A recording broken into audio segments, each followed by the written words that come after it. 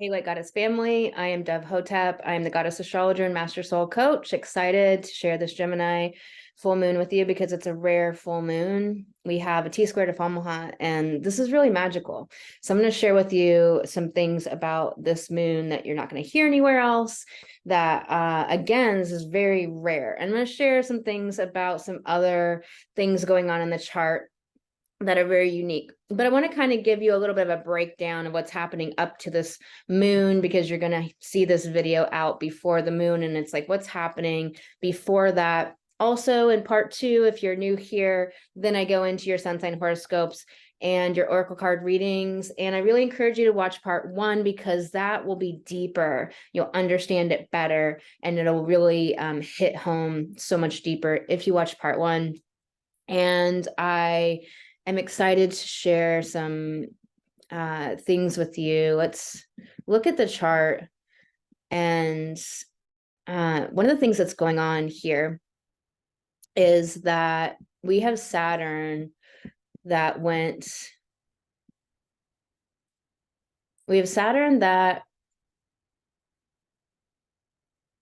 has been moving through Pisces, moving to this first degree. So it went into Pisces March 7th, 2023 this year, and then it retrograded back in June and went from 7 degrees Pisces to 0 degrees.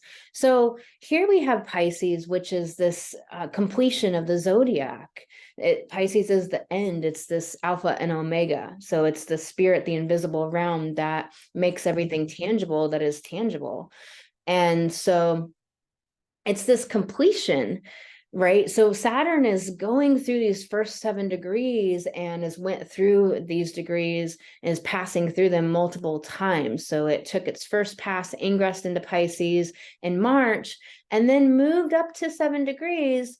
And then in June, like from March to June, and then in June started retrograding back towards the 0 degree mark. And so it's only since June that it has went back to through the degrees and went back through the 0 degrees and has finally went direct on November 4th at the beginning of this month.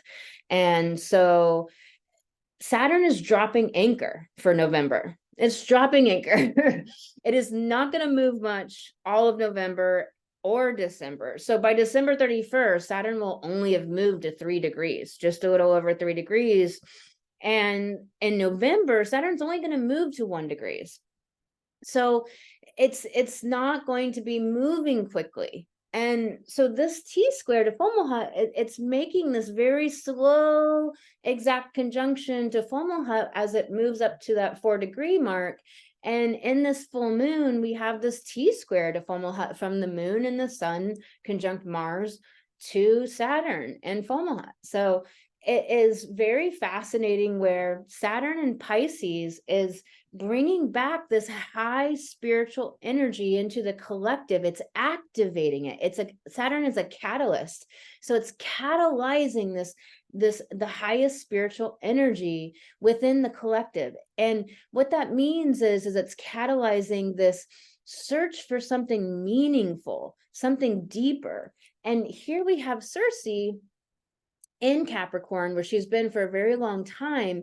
And Circe is this goddess asteroid where she was bewitched and enchanted. And so what she did is she turned men who were deceiving her and raping her and doing these horrible things into pigs. And so she used the enchantment and bewitchment, regained her power, and turned these men into pigs, so that they couldn't hurt and rape and do anything further to other women, other people. And so Circe is this powerful goddess who is magical and who has the ability to enchant and bewitch.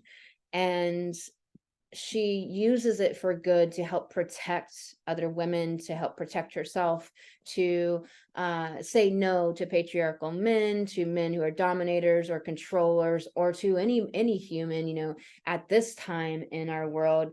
the patriarchy comes in the form of anything. Patriarchy is not white men. That's the costume that it comes in, or used to come in. Now it comes in any costume of demographics, age, gender, all of that. But what patriarchy is it's narcissists, psychopaths, and sociopaths who have been in positions of power, whether it's just your local coffee store and the manager there, or whether it's the highest echelons of CEOs and world leaders, etc., and has been skewing the collective towards these types of behaviors of this dominator culture, this like narcissistic way of behaving, and out for status, control, money, power, those things, like making it seem as if those things are the important things. So this is so important because Circe is about enchantment and bewitchment. So in Capricorn, she's like telling us of the enchantment that the collective has had of status. And like you have Reagan that came in the 80s, the Hollywood star that then becomes president. And since the 80s, there was this blow up of, you know, riches and excess and this this really increase of this wanting to have a certain kind of lifestyle that was materialistically based and that was driven. And so here's the thing. Of course, having things, having possessions, having material possessions, it's not right, wrong, good, or bad. But if it's devoid of meaning, if it's for status, if it's for reasons that don't have any meaning for you, like if you want a Porsche just because it's status symbol and it's you want to be superior to others, rather than you just like this car and have fun with it, you know, really different motivations, really different reasons for something. And so Circe is telling us and showing us of the enchantment that the collective has been under, the spell that the collective has been under, of this bewitchment with status, money, fame, power, control, greed, all Capricornian types of things. And we know that since 2008, Pluto has been revealing all the secrets about the structures of our society that were top down, that were based on control, patriarchy, you know, dominator culture, you know, that were based on these materialistic ways, these mechanistic ways, mechanistic, devoid of soul, devoid of understanding the invisible realm, the psychic realm. Because if people are, and here, look at this, if people are connected to the psychic invisible realms, then they're going to be connected to their intuition, to their emotions, to their bodies, and they're going to be in a greater state of empowerment. So how brilliant is that for people to drive people out of connection to their intuition and their body and deeper into connection or disconnection with materialism, mechanism, and, you know, mechanistic way of viewing life, a machinery type way of viewing life, that it's devoid of something invisible, the divine flowing through everything. And religion is very much control, but it's confusing because it makes it seem like it's conflated with the divine. It's conflated with spirituality. Spirituality, just for a lack of a better word, I know that word just really is, it's just not a word that says what we're trying to say so often, because it has too many meanings and no meaning. But this, you know, spirit-based, divine, you know, connection to the all that is, to life, to the interconnectedness of all of life, that, you know, religion has been conflated with that as if it was about that, and it's been fronting, you know, it's been tricking people to think that that's what it's actually about, when it's really always been about control. Even the Catholic Church had brothels under the guise of convents, but they were actually sex trafficking, not sex trafficking, but sex worker, like basically enslaving women to be sex workers. But they were saying that it was a convent of nuns. And so, you know, we know these things and we don't want to be eyes closed to them, but I think it's fascinating to look at Circe here to understand that, you know, the general population, the collective, has been under this bewitchment, and she's at 19 degrees. And so she's just showing us what's going on and what we want to come out of. So Pluto is going to be moving out of Capricorn and then revealing all of the secrets about technology and AI and how it's not going to serve us. It's going to reveal all the secrets to all the spying and the uses of AI that are detrimental and are devoid of privacy, because democracy requires privacy. Freedom, liberation requires privacy, and with no more privacy with AI and with technology becoming sentient, then what? So Pluto is going to help us see everything we wouldn't be able to see otherwise when it's moving through Aquarius for 20 years.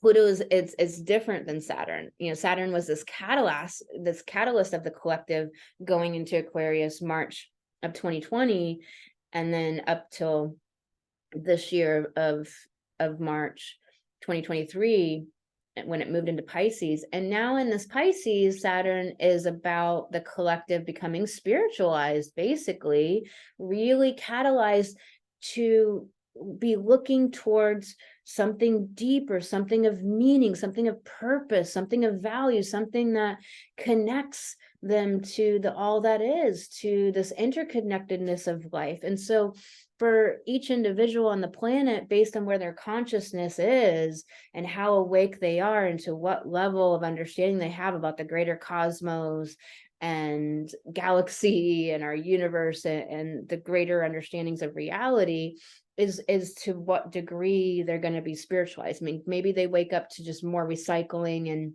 and more care of the earth and care of animals and endangered species. Maybe, you know, while others of us are very awakened to the greater realities of, yes, the depravity on the earth, but we are bringing and ushering back in the light.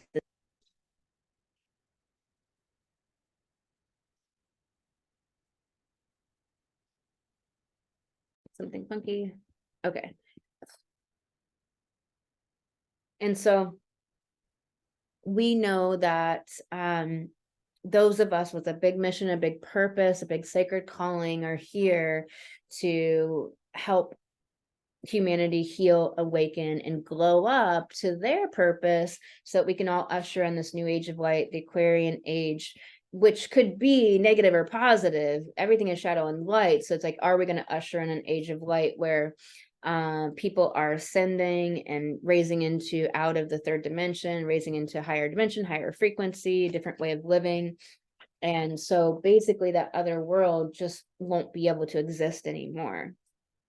So it's really important to understand with Saturn here, there's often a restriction and regulations trying to stop this. And you can see that in all these different ways, but it's not what you want to pay attention to. And understand that there's going to be all of these distractions of wars and difficulties in other places. And it's not that you can't have compassion and care and get involved with group healing meditations and these types of things, but I wouldn't put a whole lot of your focus into it unless it's affecting you personally and you have to deal with something personally and specifically.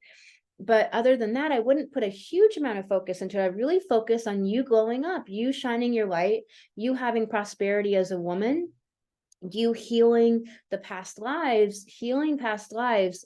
Virtually no one really knows how to do this. This is work I'm doing with a friend of mine. We've been doing this for a couple of years now, developing this real technique that actually heals past lives, and the reverberation through the lifetimes that ends up making you repeat these patterns from past lives in this life that are just recreating the past and the future over and over again, but just new sets, new costumes, new scripts, right? But same thing, same patterns. And so by doing this, we really do create a new reality in the future. We really do. It's inevitable if we heal these deep past reverberations. And I've been doing this deep work on myself and a couple of, some of my clients specifically.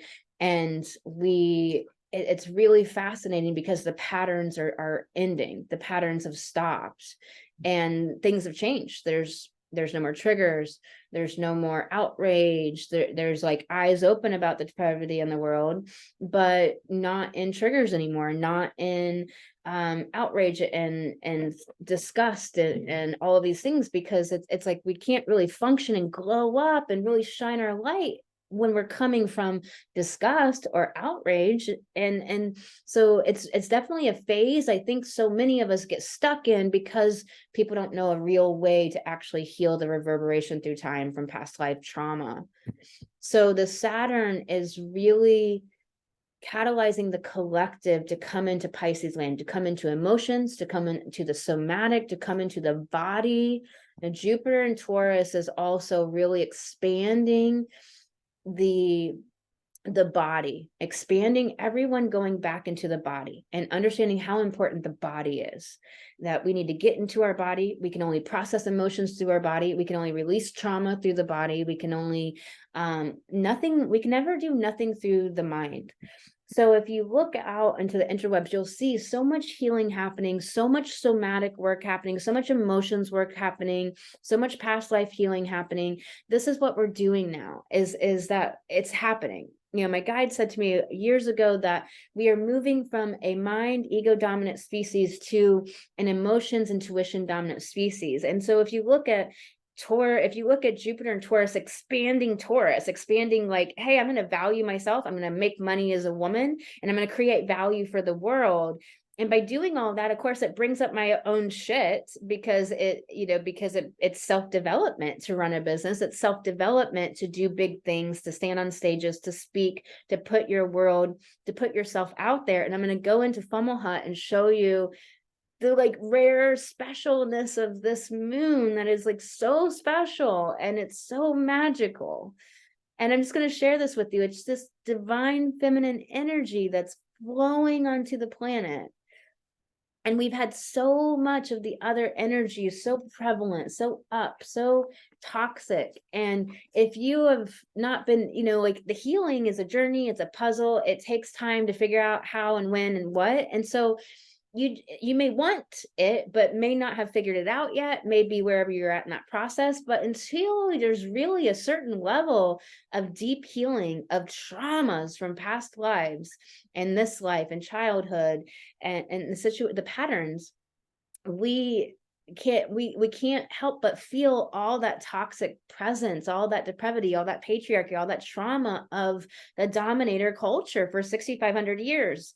Suppressing women, hurting women, abusing women, minimizing women, trivializing women, suppressing our voice, and so many other people as well. But with Light Goddess here, we're very woman centric. This is just my particular work in the world. This is what I'm meant to do. I'm meant to work with women and help women become prosperous, help women change the world, because when we change the world, the whole world changes. We don't leave people behind, man, woman, genderless, whatever. So I hope everyone feels accepted here, but I really, I speak to women here. But the feminine principle within all humanity is within any gender, etc. We've talked about that a lot. I hope that's clear. And that feminine principle within humanity as a whole has been minimized, suppressed, trivialized. And that principle is beauty, it's intuition, it's feeling, it's the gentleness, it's the tenderness, it's the allowance for space and grace and time and beingness. And that has been discarded, discounted, trivialized. It has been the exact opposite, has been made to seem very, very, very important. Many of us grew up not being able to be in our feminine, just subliminally knowing that you will not get into the rooms, that's not what's important, that it's the boardrooms and it's the war rooms that were the priority and the importance, and it's what men were saying, what men had to say, and what men thought. And now we're changing this, and this is changing all over the planet in a big ripple, and it's rippling across the globe, and it just keeps happening and keeps happening and keeps happening.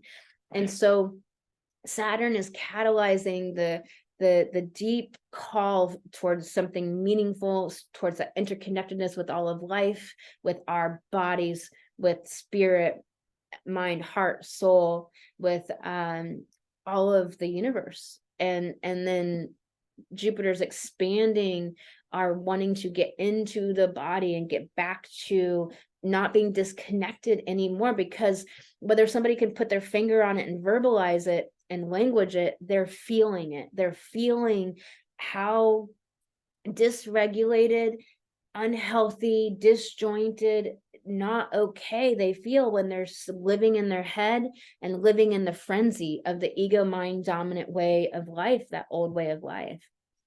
So such a really, really special, powerful full moon we have. Sun in Sag, moon in Gemini. But before I go deeply into that, let's just kind of backtrack a little bit. This moon is happening on November 27th on a Monday at 3:16 a.m. in the morning Central Time. Adjust for your time zone. And this is very much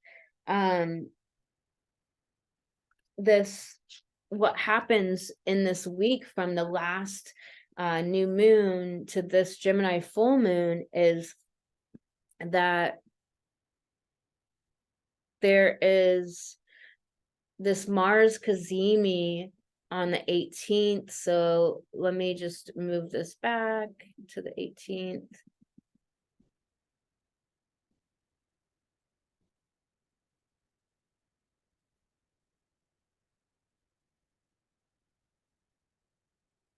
Okay.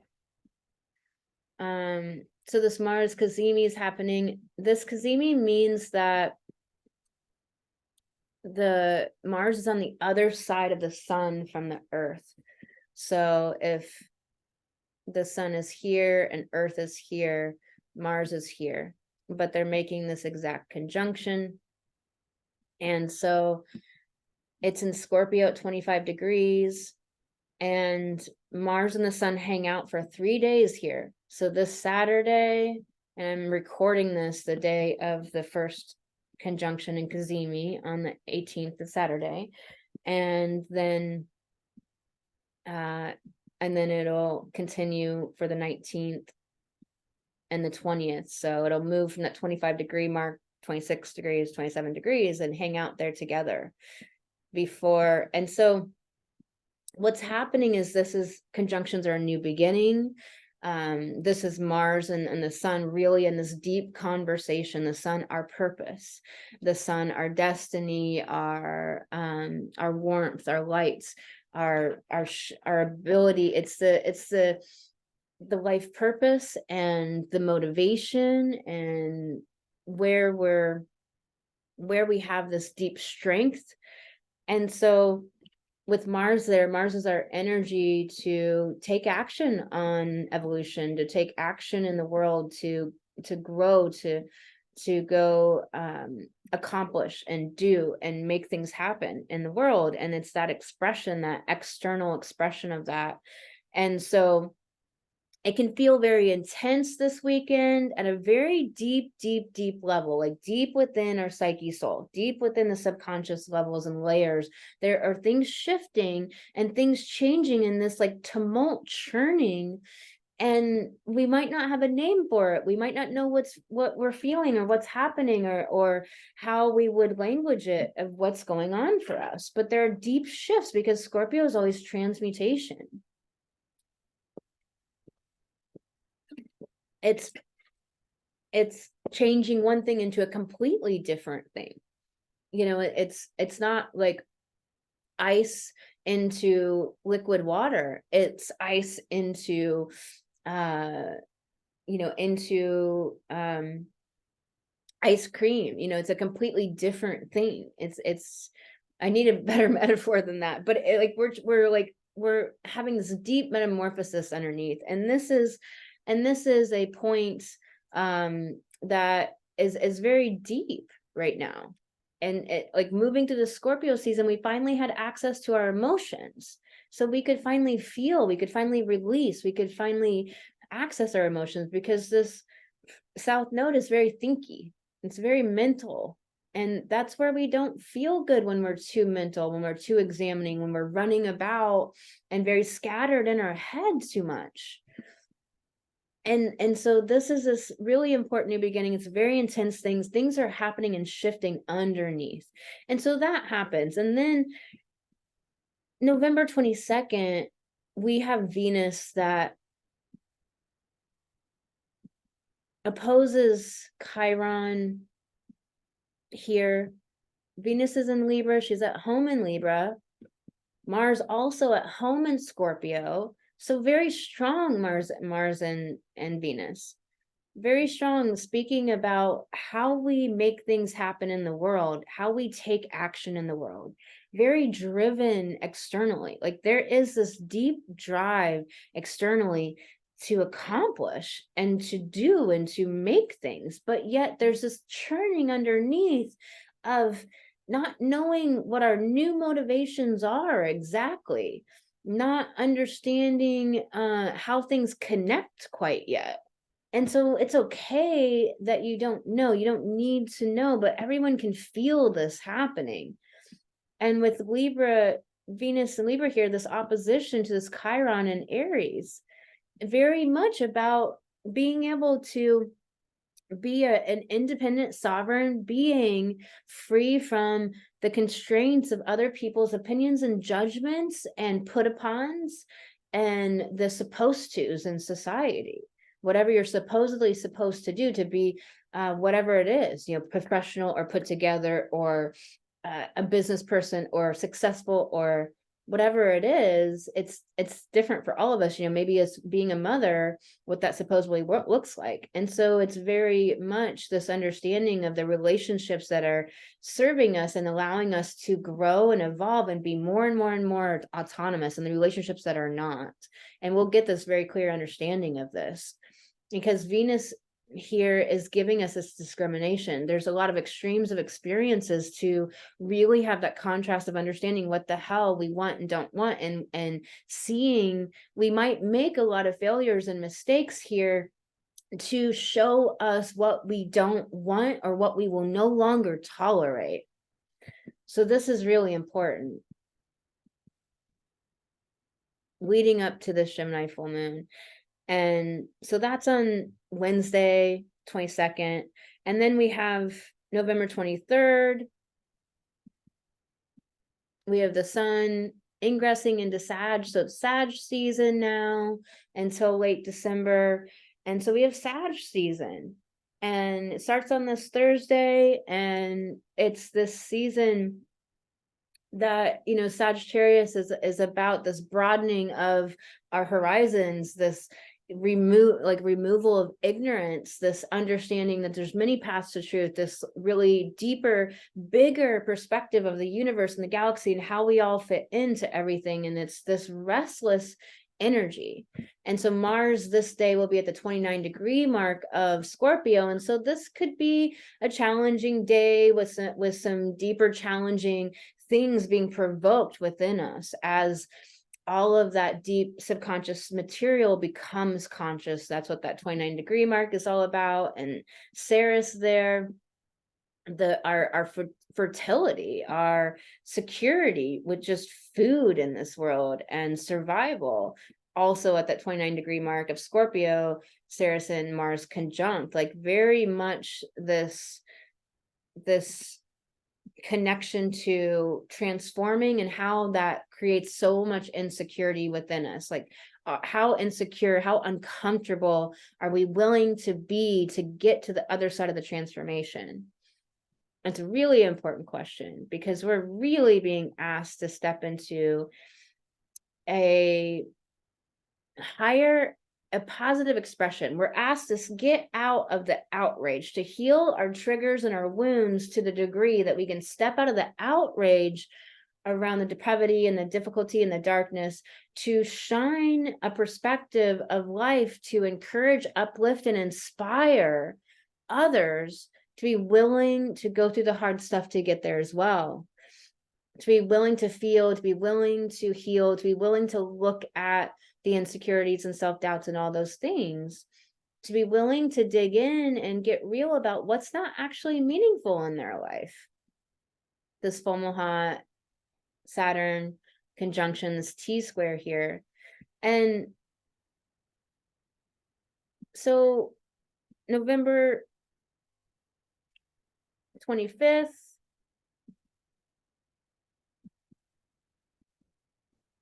and I really hope people can stop celebrating Thanksgiving. If we're going to keep celebrating Thanksgiving and Columbus Day, these colonizer holidays where it's celebrating the murder and the rape of indigenous people. I'm indigenous, so it's like, if we're going to continue to celebrate this so-called holiday, then we should celebrate the Holocaust and 9/11. This is how serious it is. I say that to be shocking on purpose, so people can wake up out of this complacency with going along with fake colonizer holidays that keep people in this state of suppression and non-awakening. We want to really be aware of how there's all of this collective push for us to remember or celebrate war and death and these things that were made important that are not our value system. It's not our value system: war and death and murder and control and domination and all of these things. So we want to be really aware, like Memorial Day, for example, like, why? No, I don't celebrate war. It's not my value system. Not that like, war is a control mechanism. It has always been used to control. And so it's never needed. It is just people trying to control people. And so it's really standing up in your true value system and willing to risk the relationship, willing to risk how people think about you. Libra South Node, Aries North Node, conjunct Eris Xena for many months now, for a while, to be who you really are, be your true expression. Because in this, on the 25th, we have, Mars ingressing into Sag. So Mars is taking action on these bigger ideas and concepts of wanting to travel abroad, but maybe travel abroad in your conceptual understanding of life and start to see things from a bigger vantage point, from a larger view, a larger scope, getting up out of the things in our life, not that they're not important, but really looking at them from this much broader view of life and understanding how we all fit into the whole. And so by the time we get to this full moon on the 27th,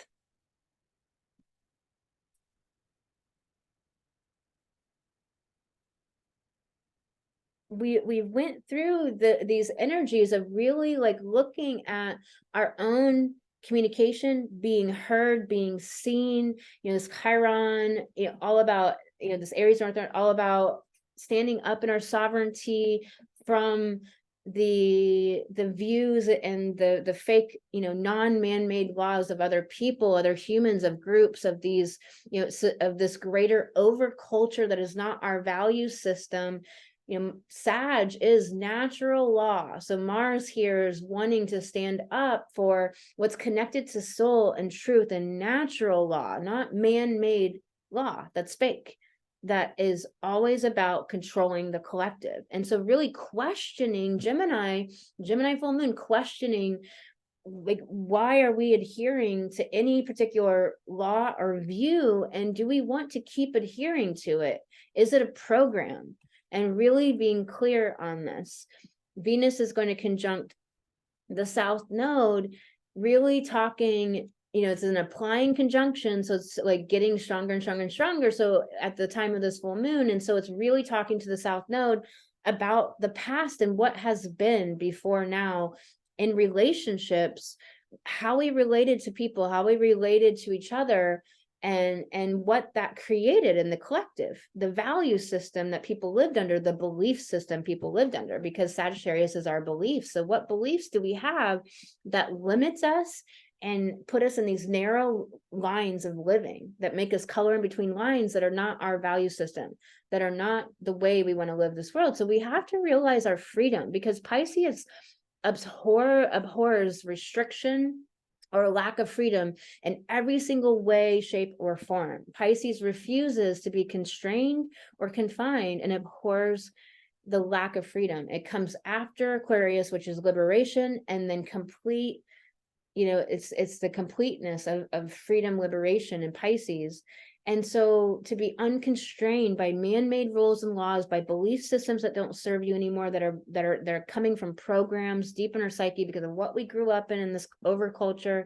And Gemini really questioning and being curious. And it's also a fun energy about embracing so many different things in life, which is to understand. This Libra is about having the extremes of experience so that we can understand what we like, understand what we don't like, understand how to come into a balance or a middle way. And so this Fomalhaut is this divine feminine energy. Fomalhaut is a fixed star. It's one of the 4 cardinal direction stars. It is this ancient energy. It is this divine feminine, graceful, intelligent, wise, really gentle, loving, compassionate energy. It's so much sacred feminine energy flooding onto the planet. You can tap into this energy and pull this down for yourself. The Saturn anchoring here through November, anchoring here through December, and only moving to that 5-degree mark mid-January, passing Fomalhaut. So this time is really pulling in to all of the sacred feminine energy onto the planet. It's suffusing our world with this gentle, compassionate, wise energy, full of humility, which means to have had humility. It means you have had experiences and learned. And it's not a mental knowing, it is a deep experiential learning and knowing from this deep experiential place. Sagittarius is this deep intuitive knowing.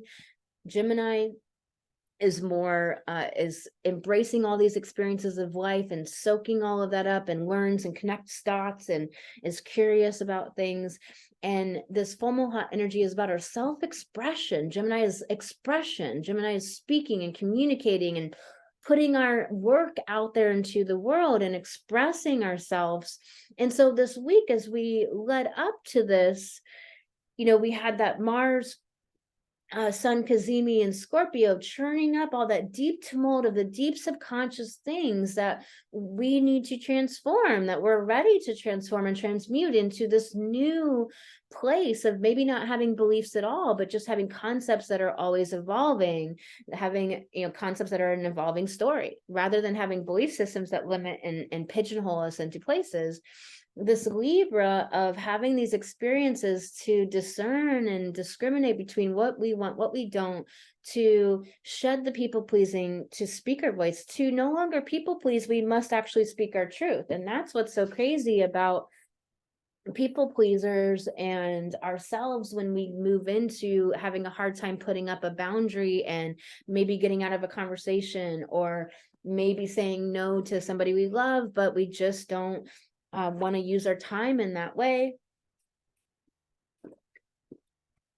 And so putting that boundary up and having challenge with that it's this learning of that deeper and deeper and deeper, the greater ability to express our voice, speak our boundaries, state our needs, ask for our needs to be met. They can't be met if we don't ask for them to be met. They might not be, but then we have more information about who do we want to be in a relationship with and who we don't. If somebody can't meet our needs, they may be a great person. You may have an amazing, wild conversation, but if they cannot meet your needs, if they can't meet you in a reciprocal relationship to the degree that you want it or desire it or require it for what you want, who you are, then you're getting great information by speaking your needs, them not being met, and knowing that this person may be wonderful, but that just can't be in this reciprocal, like healthy, dynamic relationship, or go deeper in a relationship. Maybe they just really want to be at the surface level relationship. I meet a lot of great people that really just can't go deeper. They're just really at the superficial level. I can't, like I try to take the conversation deeper, they can't even go there. They just don't have the capacity. And so for me, I don't really enjoy those relationships. They're not fulfilling to me. And so they get put on the outer, circles of my world, because it's just, it's not something I want. And that's what Libra is about, is this discrimination about what do you want? What do you desire? You get to have it.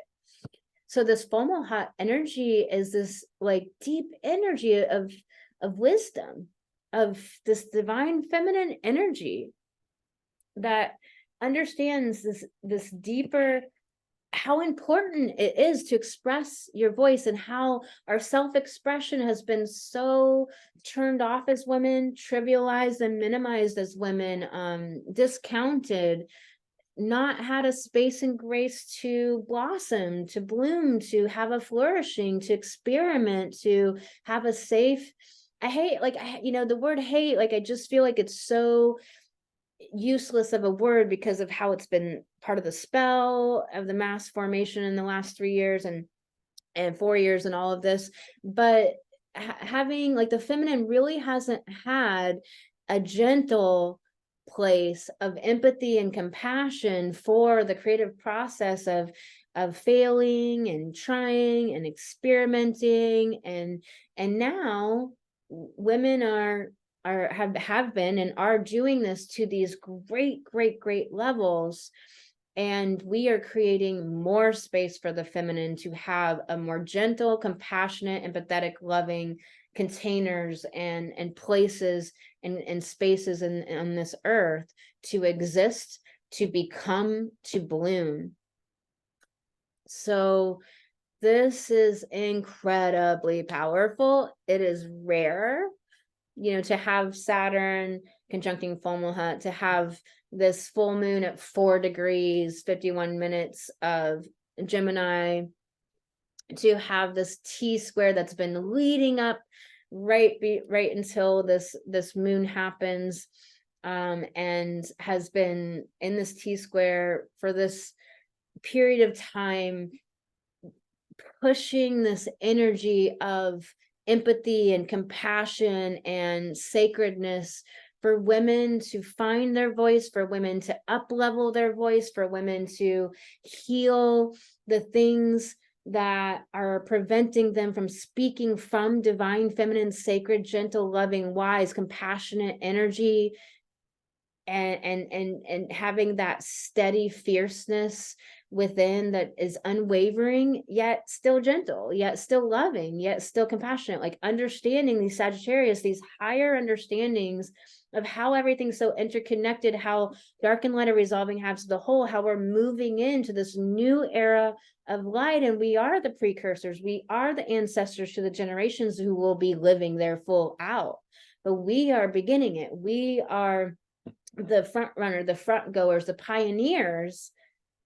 And so we are doing such hard work, such big work, such important work, such work that's challenging and fraught with all of the things that we are healing and facing, that when we speak our voice, people often rebuke and admonish and maybe get violent and maybe get upset and angry, and having to be able to handle all of that. So this is so much about your expression, overcoming blocks to share your graceful, loving, divine feminine energy. There is this just such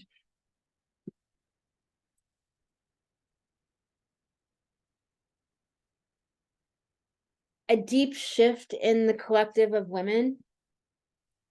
Everyone's somewhere out on that spectrum, but the more and more of us that heal at the deeper alchemical, layers, the more the whole morphogenic field of the whole collective is impacted for the better, that there's more space and grace for others to go ahead and do that deep work, to feel held in that work, and to feel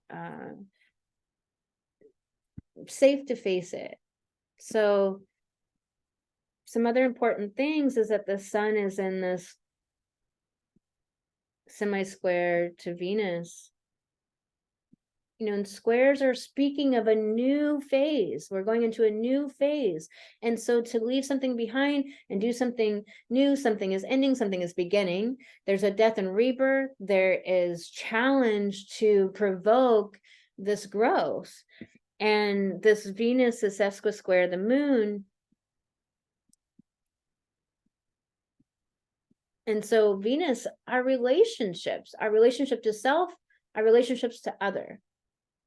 And so the pockets of disempowerment and victimhood that we've been dealing with so heavily in the collective, the masochism in the collective. And if you want to understand the masochism in the collective, it's the self-debasing energy. It's the putting the self down, all the way up to self-harming, but self-abuse, where it's a negative self-talk, always feeling guilty, all the guilt, like, oh my God, like a horrible thing might happen where a loved one might die, and then blaming yourself and then feeling all the guilt. It's very masochistic, and we must we must end this cycle. We have to be the ones to recognize it and do it. And the first thing to doing that is identification.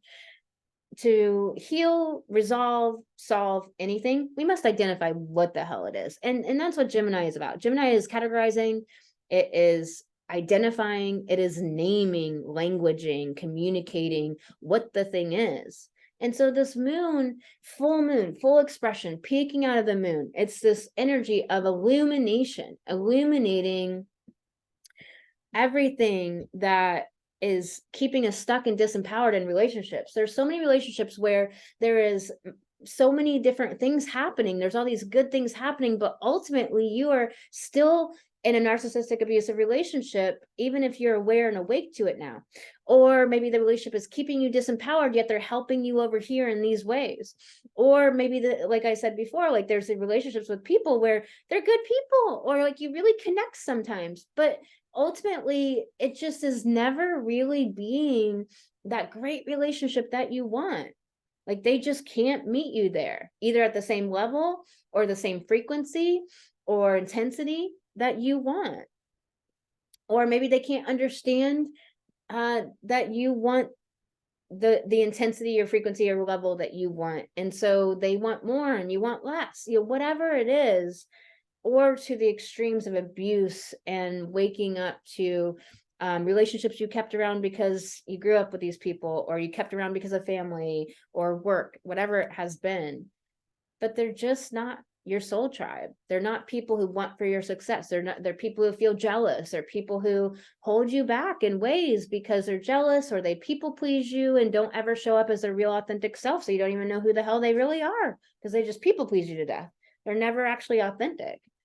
And so it could be a lot of that shadow stuff, but this is like identifying it so we can change it. And so these squares are bringing up and churning up all of this so it can be changed. So it's a lot of challenge, a lot of provocation, a lot of things that we're finally seeing and that are being revealed, and that we are going to want to shift or change, or other people are going to want to shift or change. And so to allow for this full self-expression, to bring your voice forward, whether that's in your podcast, your copy, your marketing, your material, speaking on stages, whether it is telling people what you do, whether it's making offers for your services, whether it is speaking up in your relationships with your family, putting boundaries up, asking for your needs to be met. So many women are finally asking for what they need sexually, asking for what they need intimately, asking for what they need emotionally. Women don't need a man to put up a shelf or to pay the bills or to do these things, kill the spider. It's like women need emotional connection. And obviously I'm talking a little heterocentric, but apply that to your situation, because all people are in these roles, and it's like we don't need what we used to think we need, or what society set us up to be in these dynamics. We need deep emotional connection. We need intimacy. We need function, not dysfunction. We need function and health and this expression.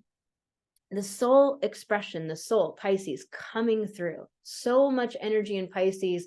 Neptune at home in Pisces, ruling Saturn, ruling Fomalhaut. So really this deep, deep dreams, all the psychic energy in this moon. You could get up a lot of psychic dreams. You have a lot of psychic intuition. Your gifts could be coming online at higher levels. You could be really hearing your guides pushing you to listen, listen, listen. So this is another piece of this full moon that's really so important, is that the divine is really wanting us to listen. We have this Neptune quincunx, the south node. Listen to the divine, co-create together. Stop being in your mind and in your head and in the strategy about it all, and let the divine do its job. Let the divine show you around obstacles. Bring allowance for the space between synchronicities. Follow the synchronicities, notice them, bring in the joy. My guides, no matter who I channel for, hundreds and hundreds of women, literally hundreds and hundreds of people, the guides always keep hammering on joy, joy, joy, and how important it is to being in a higher level frequency and vibration. And if you go to my Instagram or my TikTok, you'll see a post that I made about higher frequency, that beauty actually raises our vibration and raises our frequency. You know, our ancestors built cathedrals. They built handmade, hand-constructed buildings. You can look around our country and see the craftsmanship of these buildings and the way they were constructed. And you can see this craftsmanship of, you know, handmade belts and clothing and goods.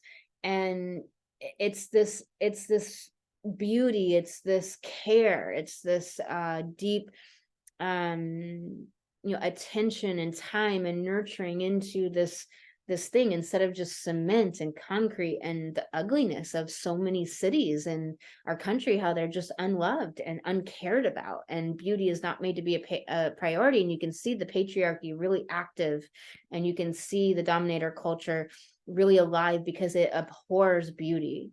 It abhors anything that's high frequency and high vibration. And so this this Venus, you know, sesqui square to the moon, and, you know, the sun, while it is semi square to Venus, it's also in the sesqui square to the north node in Aristina, and the moon in the sesqui square to Venus in the south node. And so if you think about the moon and our deep inner security and our emotional security, and these sesqui squares to the south node and Venus, you know, how are we relating to other people and ourselves? And south node, how are we shedding the past? You know, Venus is in a balsamic conjunction to the south node, and how are we shedding the past?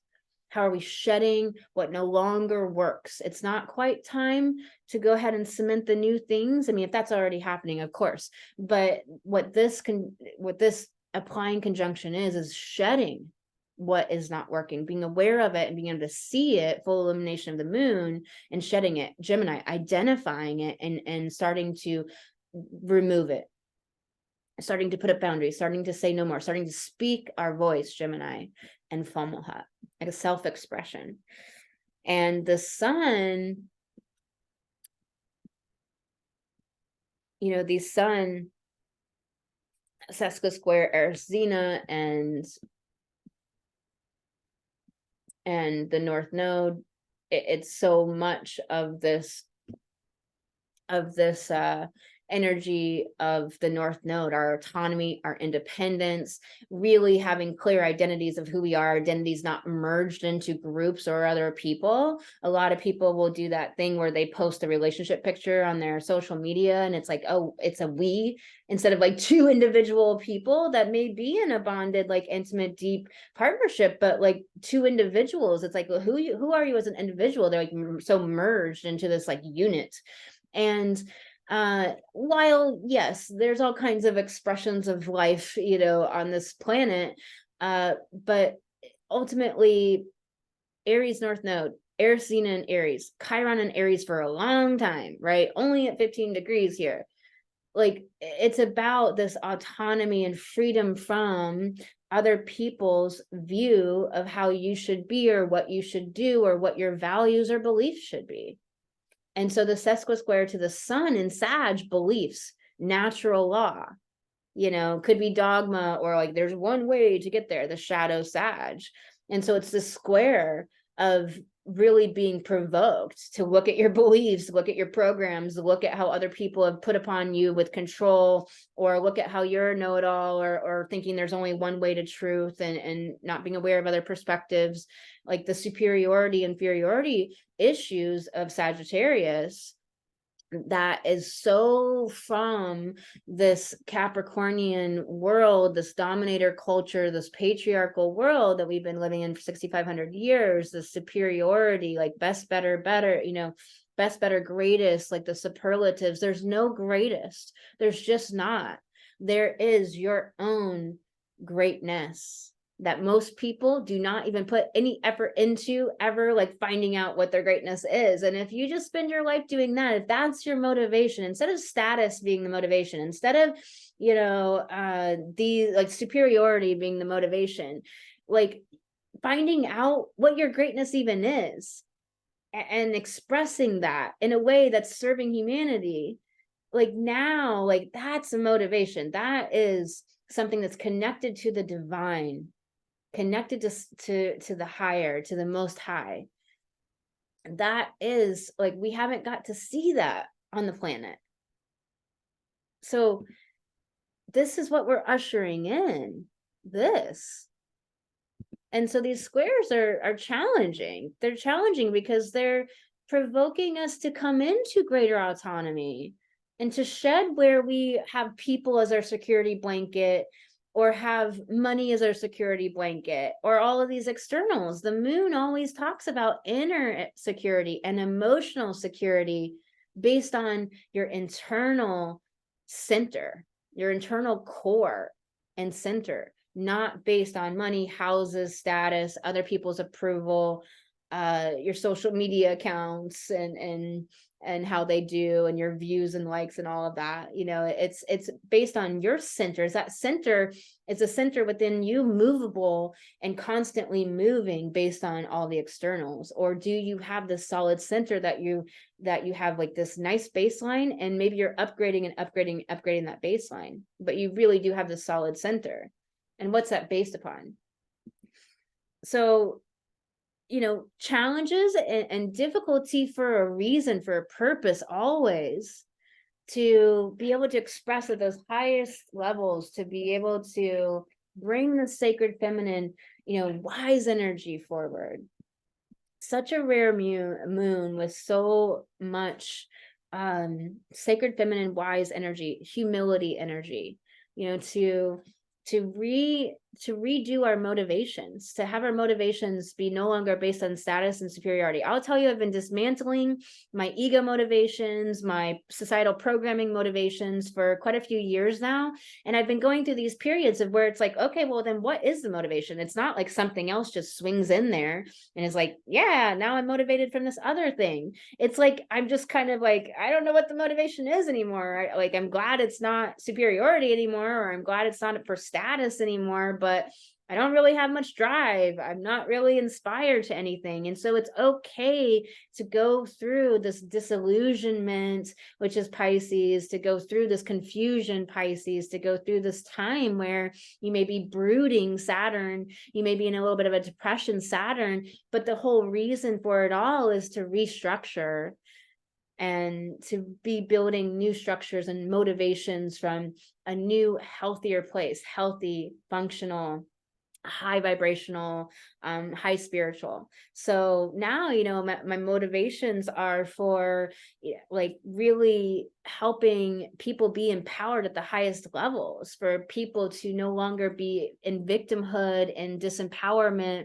and poverty and these expressions that are holding them back. You know, my motivations are to affect like literal people. Like I have the big vision, but I have these motivations to affect people at a one-to-one level, that I can affect them and help them in their life, help them in ways I needed help, you know, 10 years ago or 5 years ago or 20 years ago. You know, that's a huge part of my motivation, is because I don't want people to have to not shine their light, you know, for less time of their existence, which hurts us all, if they don't have to, if it's not for growth purposes, if they could be helped sooner, if they could shine their light sooner, if they could heal sooner, etc. You know, I'm motivated by wanting to know what my own greatness is. What am I capable of? What's possible for me? What is it possible for me to do? And I always think of the guy that walked across the Twin Towers and did the walk the wire. Why can't I think of the name of it? But the high wire, you know, like walk the high wire across the twin towers without any sort of equipment or nets. And it's just like, that's what I think about when I think about possibilities and my own greatness. Like, what am I capable of accomplishing? I don't even know. And I want to find out. And that's exciting, and it's inspiring, and it's moving. It's very movement. It's such a like good, positive thing to be driven from. So I just want you to think about that for you. You don't have to use mine, but what's this figure, you know, figure this out for you. Like, what are you driven by? Because Sag is all about our beliefs in natural law or man-made law, and, you know, religious control and these programs from society. Or can you really release the reins of your beliefs and just have concepts that constantly evolve as you grow, as you get more information, as you understand the universe at greater and greater levels? You know, I really, like, I'll say the word belief sometimes, but the only real beliefs I have are like about my worthiness and my value and things like that. But I don't really have a whole lot of beliefs about the world and about the universe, because I just have concepts that constantly evolve. And it's been this beautiful way of living for me. So I'm going to get into the sun sign horoscopes. Please like and subscribe and share this video. If there was anything in here that you loved or that inspired you or was a positive, helpful confirmation or affirmation, will you please text this video to a friend so they can get that same upliftment and inspiration? And please just go ahead and hit the like button. It just really helps the video get out to more women who could be inspired and uplifted and helped by this information. So I really appreciate the likes and shares. If you subscribe, you'll be notified whenever the bi-monthly videos come out. I don't put a ton of videos out these days.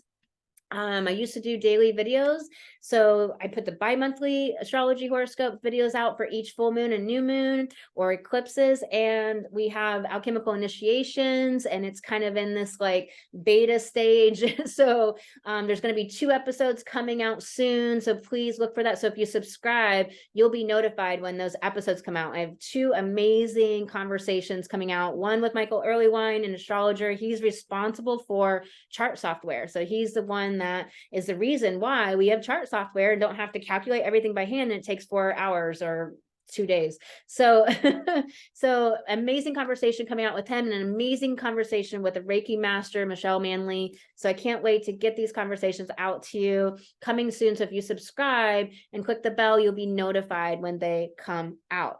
We're going to get into part 2, all of your sun sign horoscopes and your oracle card readings, and there'll be chapters. If the chapters aren't out right away, it'll be out within like a day and a half. So I try to do it right away, but it'll always be out within like 1 to 2 days max. So your rising sign, your sun sign. So your rising sign is your natal birth chart. So look at your rising sign, because it's your natal chart. So it's where this full moon is happening in your natal birth chart. But then your sun sign is your solar chart. It's a great chart with so much good information. And so combining these 2 together gives you a lot of great understanding about the specific area of your life that is mostly impacted or being provoked. And so look at that. Let us go to your sun signs. Give me just one moment here.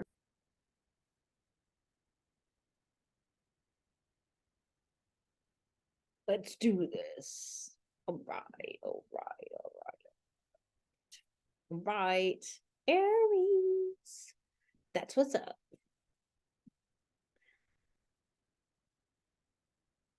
T-square is your, of course, everything's very, man, I can't think of the word I'm thinking of.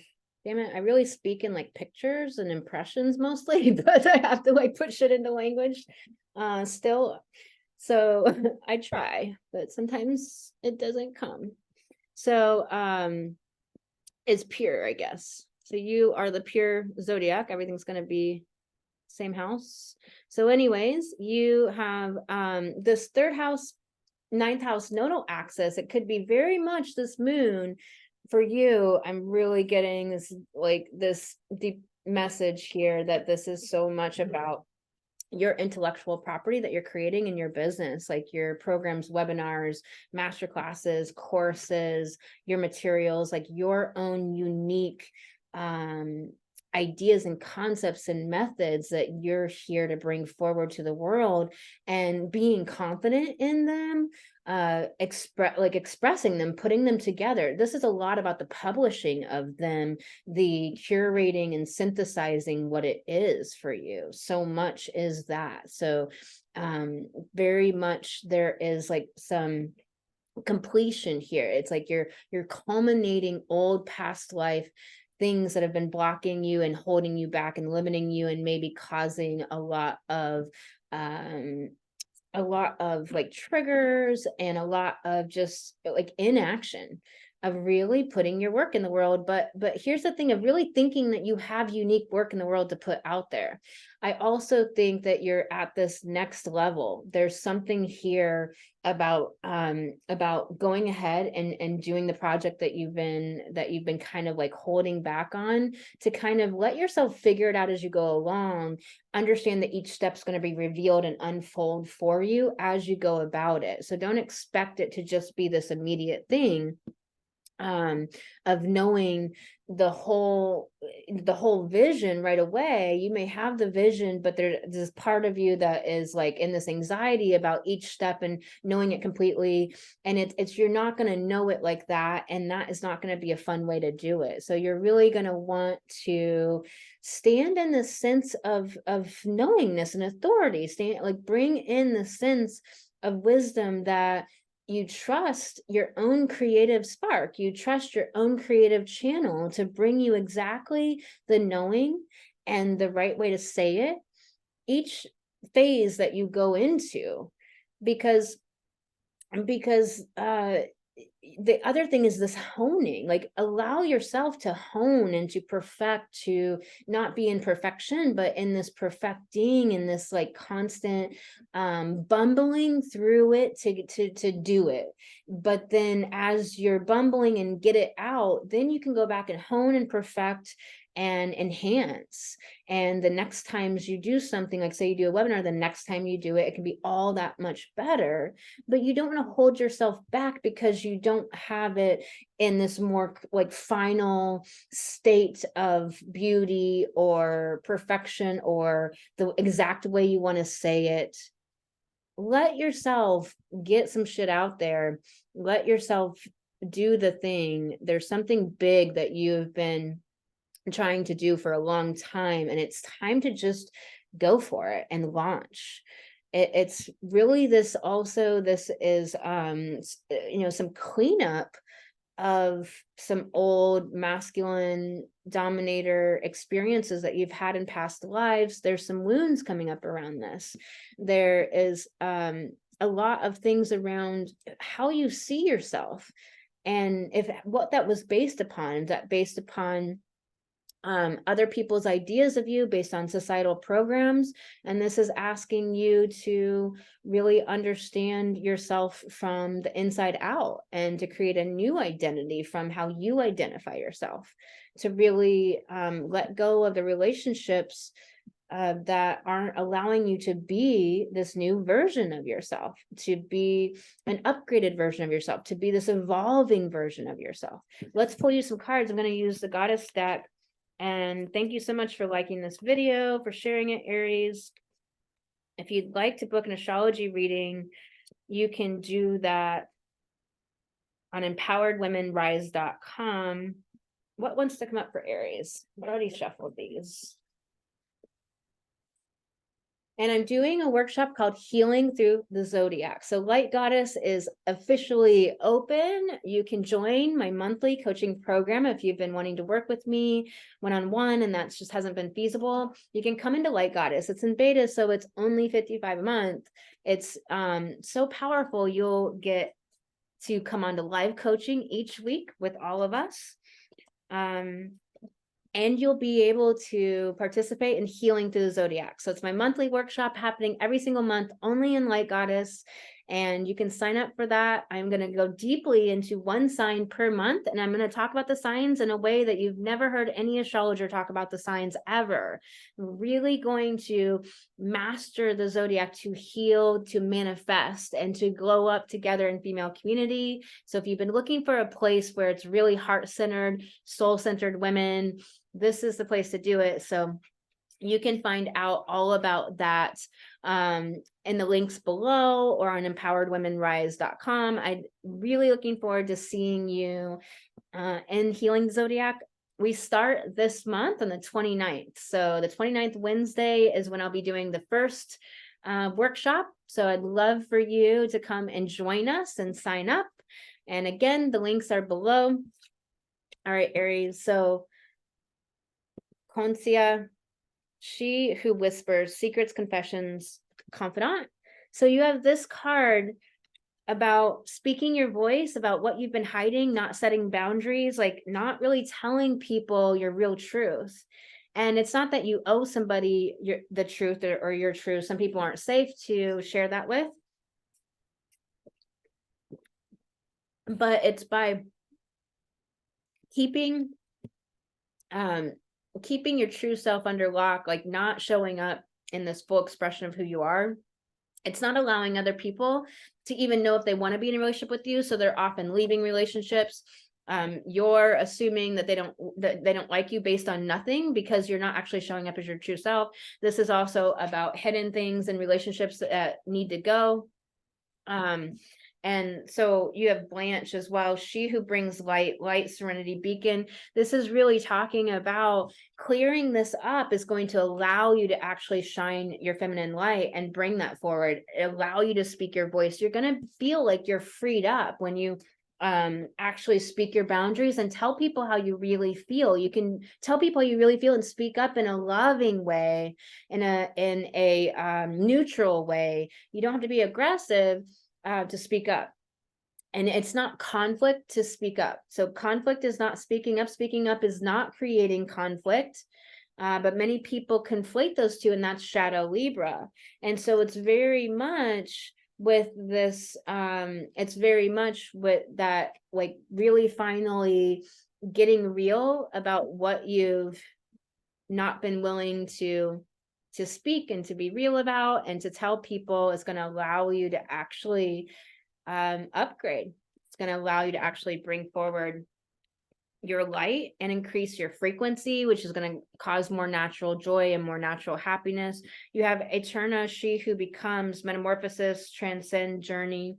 So it's really speaking to this huge evolution upgrade that you're in, that happens from going through this process, that you are really stepping into this different version of yourself, this higher frequency version of yourself, this higher vibration version of yourself, this greater authority, this bringing your light forward to change the world, to really own your space of the world, your mental real estate, like your voice out in the world, to own your energetic space of like, I have these gifts to offer and they're meant to be here and they're meant to help all of these people, and owning that space in the world. So I hope this is really powerful reading for you, Aries. I'd love to work with you, and you can go to empoweredwomenrise.com. Sending you so much love. Talk to you next time.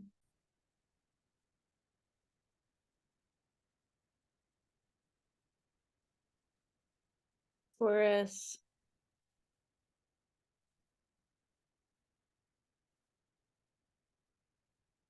You have a second, 8th house, 11th house, T-square going on here with this full moon.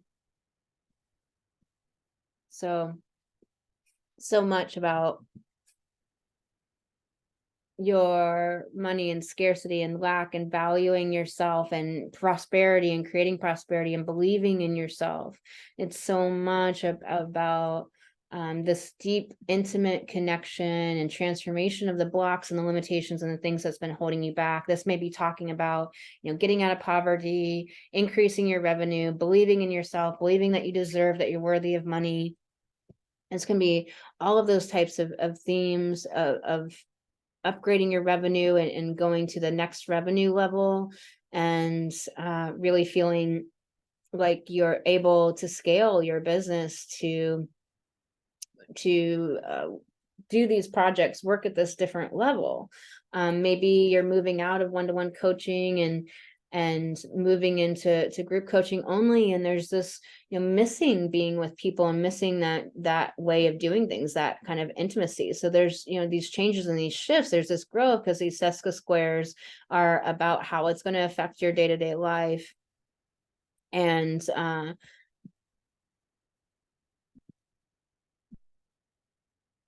affect, what you're wanting for yourself. So it's definitely around your beliefs about like how things are going to affect you. This is really talking about what's going on for you, is really about how you see things, what your beliefs are, if you're allowing your beliefs to upgrade, transform, completely transmute and change, because there is this past life connection to the wounds. The wounds might be the ones more making the decisions, and you don't want to let your wounds make decisions, but sometimes we don't even know it's happening.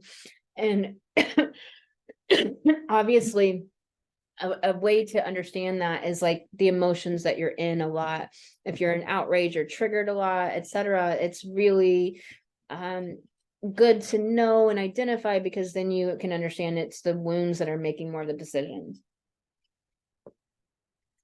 We just do the best we can at any point of the journey, but it's provoking, it's challenging you to believe and to upgrade your beliefs and your worthiness and your deservingness and what you have to offer the world. And it's challenging you into upgrading to the next level of revenue, to never stop making more revenue.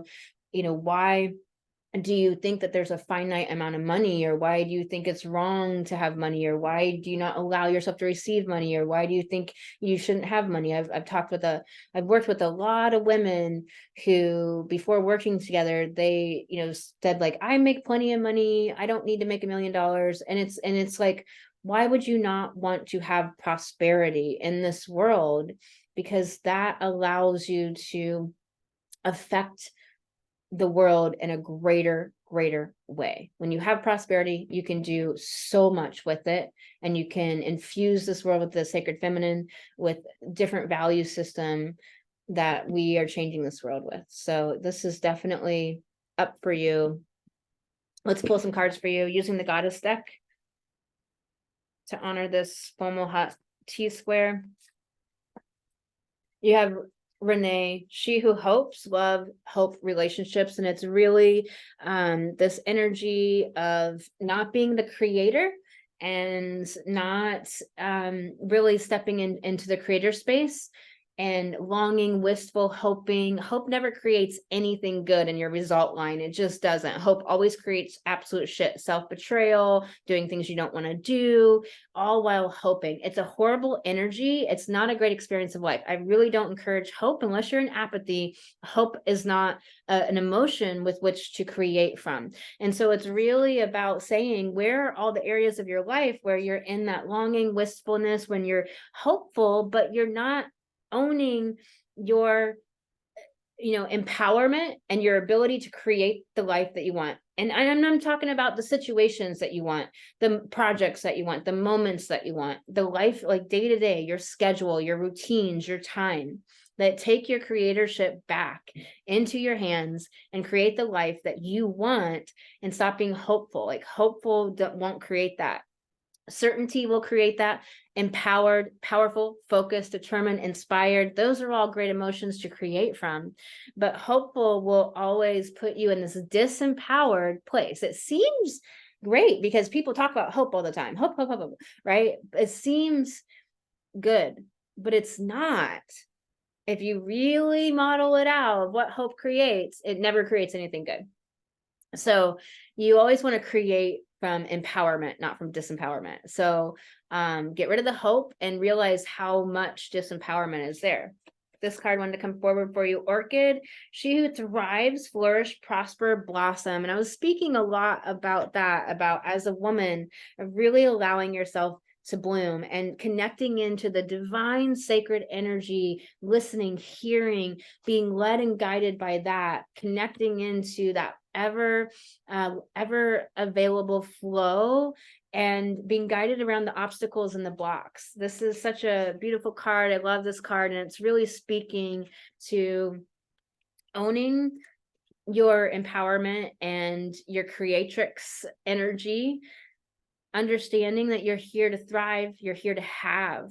Taurus is about having, because it's about survival. And do you want to survive or thrive? And so it's about thriving, it's about having, it's about living the adventure of life. Like, so many people aren't really on the adventure of life. Like, that might look different for you than it does for me. It's going to look more like swimming with sharks and flying planes and and surfing and circus arts for me. But for you, like, what does it look like? So many people are not actually like taking a bite out of life, like doing all these amazing things. There's so much plethora. Like, that's Gemini energy, full moon Gemini. Like, it's Gemini energy to want to like try all the different things in life. Gemini loves novelty. And the last card you got is Blanche, like she who brings light. You're here to be this beacon, this lighthouse for all of those souls that maybe you're planting seeds for some, maybe you're up leveling them for others, maybe you're launching them into their fullest expression for others, and you're that believer, those believing eyes, you're that, those loving mirrors, you're that support.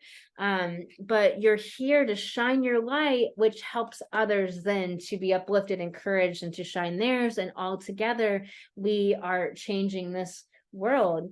We are role models. We are reminding people of what's possible. We are dismantling the spells. We are helping people heal. It's happening all over the planet at this rapid, accelerated rate, and we're doing it. Taraz, which is a Polish word, and it's all about she who is present. It means present or awareness now, awareness, acceptance. So it's really asking you to get out of your head and into your body. What are you feeling? What's your experience of life? And are you in this moment now, moment to moment, moment to moment, anicca, anicca, anicca, moment to moment? Are you in this present now? When you are talking and speaking, how embodied are you in your own being while perhaps channeling and talking? Is your energy just scattered to the wind? It can be really shadow Gemini energy. So I hope this helps you, Taurus. You can join my Healing Through the Zodiac workshop that is launched. It is available. You can sign up for it. We are going to be healing. We're going to be manifesting. We're going to be glowing up and doing this in female community together each month in Light Goddess, where I am having the Healing Through the Zodiac workshop. So we're going to be covering one sign per month, every month. It is amazing. You've never learned the signs like this.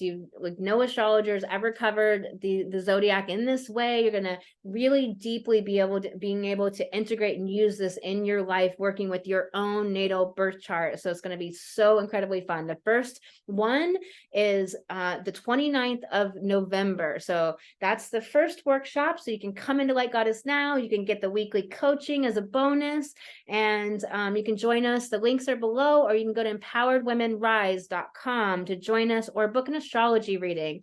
They make great gifts. Sending you lots of love. I'll see you next time.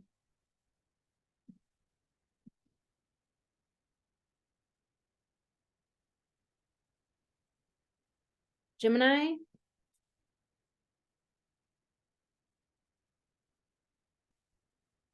Full moon for you, all about your authority, your autonomy, your independence, thinking for yourself, being free and clear of other people's belief systems, the way society says to do it, really about your business, your sacred calling. And so this is like standing up within your own authentic truth, expressing your true authentic self with fearlessness and vulnerability.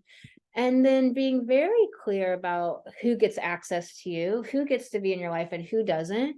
And being very clear about like shedding beliefs that no longer serve you, and bringing forward this beautiful sacred feminine energy, tapping into this energy to bring that forward, to allow yourself to speak this greater self-expression this greater trust in your voice, trust in your gifts and what you're here to shine, and your big mission and purpose, and that it's coming from this divine loving place, shedding all the superlatives and all the best, better, greatest, and that none of that matters. There is this challenge here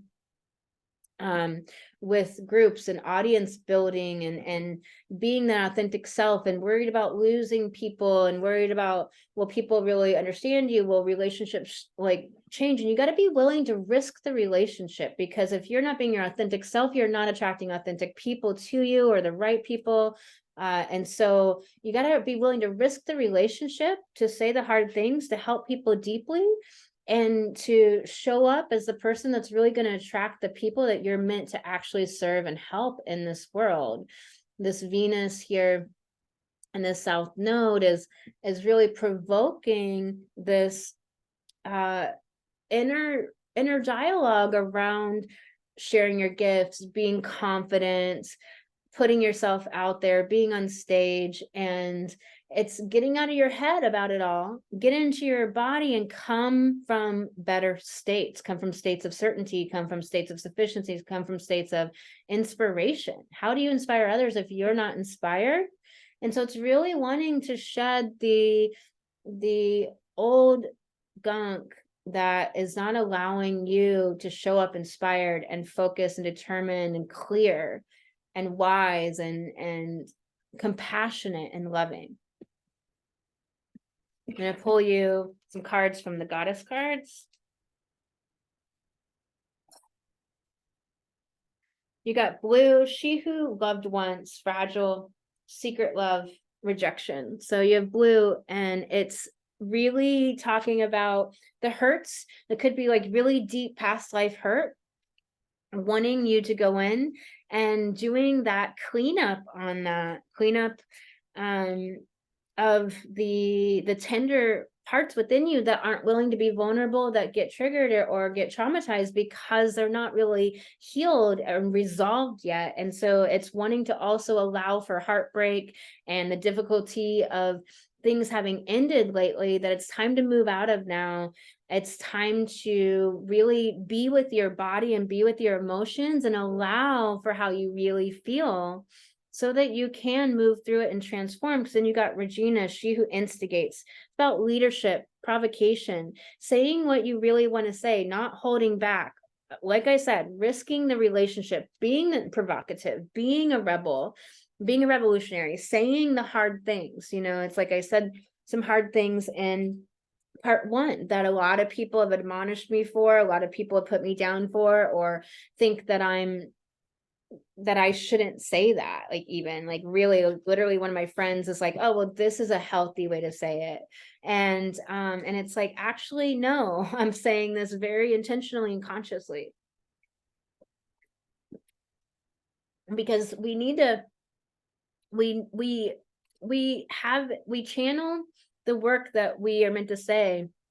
We have the power that we can invoke, because it transforms other people. Sometimes we are a catalyst and people get triggered and are upset, and there's a lot of that. And being a catalyst can be a challenging path and a challenging mantle to carry, but it's an important one, because people need to be triggered for them to ever have access to the things that they need to heal.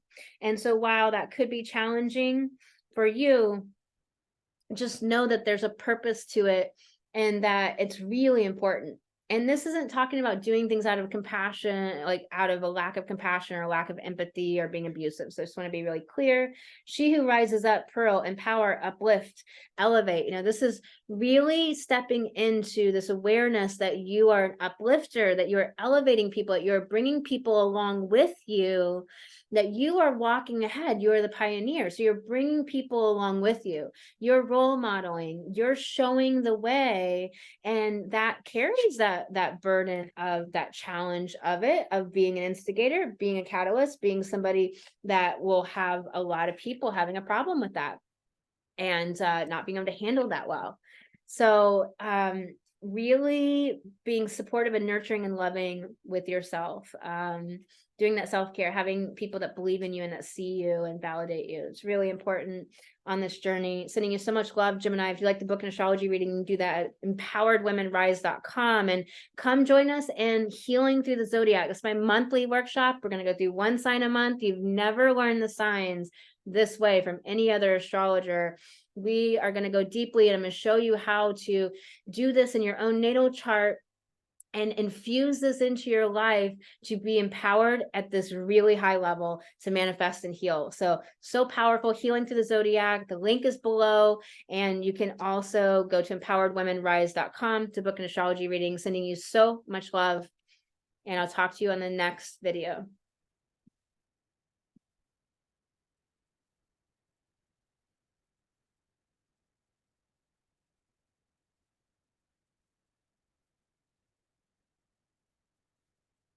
Cancer. Could be a lot of stuff churning up because it's time to let go of the past. It can feel like heavy. It can feel challenging. You feel like a compression.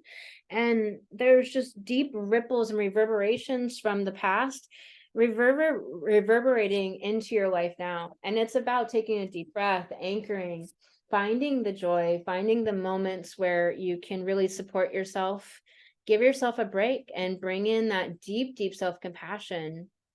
Because this is wanting you to step into your expertise, but from that graceful, compassionate, wise place of humility. It's wanting you to ditch any sort of superiority and the lack of inner emotional security that superiority comes from. And so it's asking you to go deeper. It's asking for you to listen to the psychic guidance that you're getting, psychic dreams, maybe automatic writing, drawing, and the divine is really speaking heavily to you. Lots of signs, lots of just really quiet nudges here. Talk to that person, go in there, look over here, do this. And so often it's easy to dismiss because it's very quiet. It's subtle energy. It's spiritual divine energy. And this is about clearing out your beliefs about how you think your day-to-day life should look, and getting rid of the shoulds, that violent communication, and instead allowing yourself to discover the way that you work that's best for you, instead of doing it the way other people say is the way to do it. And it's really finding this higher perspective on the longer view of everything, instead of having such a narrow day-to-day view of really looking to the higher perspective of it. There is some tumult around your sacred calling and maybe knowing exactly where the vision is going right now, and that's okay. It's you don't need to know the whole story to write the first chapter or to write the 10th chapter. It's just really important to be working at it and letting yourself bumble through the process. That's not wrong. That's actually exactly how we learn and grow and do things. Gemini doesn't concern itself with bumbling around. It's curious. It asks questions. It's a really friendly energy, and it just really loves that connection, that communication without that judgment. It's kind of like when a child learns to walk, it's just stumbling around and falling and getting up and bumping its head, and it doesn't even think about it, of course, right? It just gets back up and it gets back up until it's walking, and then it's wobbly as it's walking, and then it's less and less wobbly to where it really has it. So same thing here with the moon to this Venus, all about the wounds around inner security. It's time to release where you've been getting your inner security based on externals, the job or the approval, or having that person with you when you go out, not being able to go out alone or go to the movies alone, or go out to eat alone. It's like having to have your family approve of you, or having to have your staff do difficult conversations for you. This is time to build the inner security, to stop people pleasing, to step into a greater ability to speak your boundaries and state your needs, and understand that is not conflict. Speaking up is not conflict, and it's not conflict creating. Now, how other people respond, that's their choice. They might choose to go into a conflict type of response, but that is them. It doesn't mean that you are in conflict, creating conflict, and you can walk away. But it's really time to shore up this inner security, emotional security, this ability to allow discomfort, to allow for disharmony, so that the ripples of past lives don't keep reverberating through this life and the next and the next and the next.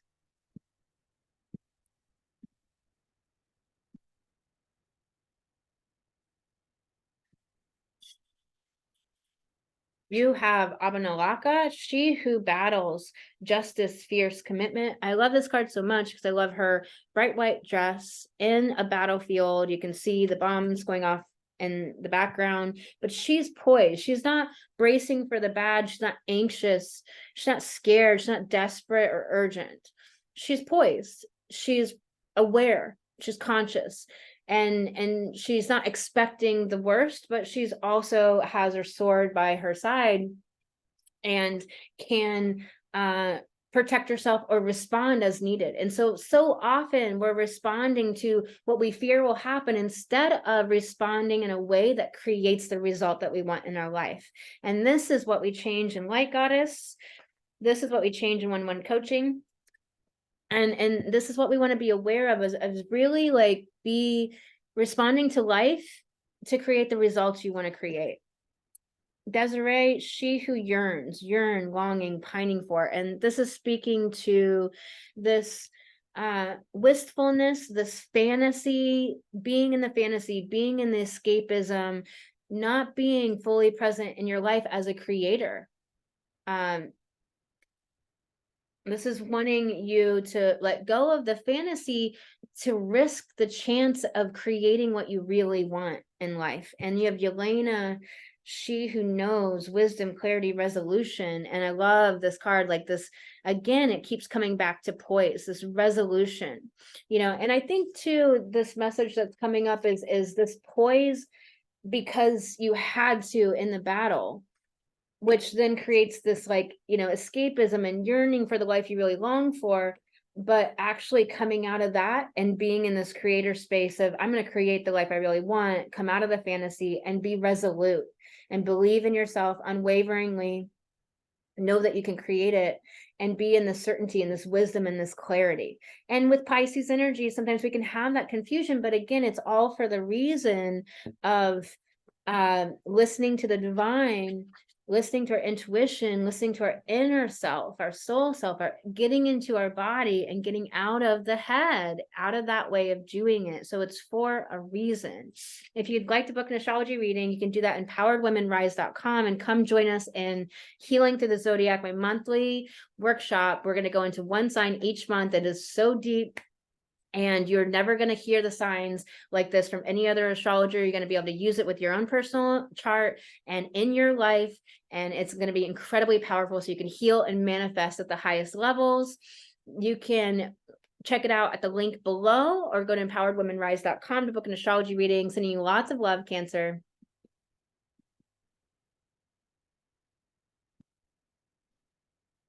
Leo. It's all about bringing your gifts to the world and shining and speaking your voice and your friendships and having confidence, being secure and your relationships with your children, with romance, with lovers, really having this place of vulnerability released, because there is this identification of what the issues are that you can let go of so that you can move into the relationships that you want, or welcome those in because you've created space, because you're no longer entertaining relationships that don't serve you, that aren't reciprocating the energy that you want. This Fomalhaut in your 8th house is really wanting you to embrace this transformation of this more earthly plane self, this mind, ego dominant self, into this deep, deep spiritual, soul-centered, heart-centered self that wants to come forward, that maybe didn't feel able to be vulnerable at that level because there was too much fear, too much insecurity, too much lack of safety, or lack of healing. There's this desire to heal the way you're thinking about relationships, the people pleasing that you do, with how you communicate to people, and to communicate from this place of strength, to start to identify how your mind and the stories that your mind is telling, the way you're narrating life, the way that you narrate your wounds, how that's not working for you anymore. Is the way that you're thinking about it, is it helpful? And this North Node to the Sun, it's really wanting you to step into this expertise and step into your power and your knowledge, and really bringing forward this wisdom and this higher view of things, this greater conceptual ability to look from a broader perspective, and being an example of that, being a light. So really shedding a lot is going to be provoked around that. A lot is going to be shifting and churning within you around all that. Things are definitely afoot. Things are shifting and changing, and it's okay to be in the swirl of it all and let that be okay. Things might not land just yet, but it is a time where you will be identifying and being able to name those things. You have Yelena, she who knows, wisdom, clarity, resolution. And it's really about speaking from this place of certainty, really about having this this resolution, which means it's okay to have confusion, because you know the confusion, what it actually is. It's meaning, hey, I need to listen to the divine more. I need to click in more. I need to hear my intuition. I need to let myself be called moment to moment to moment, to feel it out, to stop running from the ego and the mind. This is really up for you on this particular moon. So what wants to come forward for you? This card, Renee, she who hopes, this love, hope relationship. Coming from hope will always create a horrible result in our life. We will do things we don't want to do. We will participate in self-betrayal. And so it's really looking at all the areas where you are in disempowerment. That hope is about disempowerment, and it's about not thinking that you can create the life you want and the results that you want, and being in this hopeful place. And so there's clarity coming in for you, but it means listening to the divine.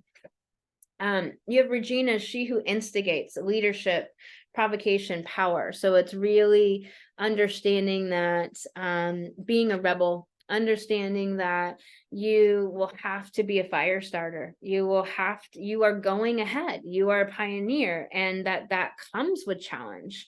And so instead of hoping for clients, hoping for the change, hoping for things to work out, stepping into the more empowered space around it all. How are you thinking about it? How are you narrating it? What are the ways you're thinking about it? Being in that resolution, and that clarity of purpose, that clarity of mission, that clarity of the result that you want to create, and allow yourself to be in that empowerment and in that leadership.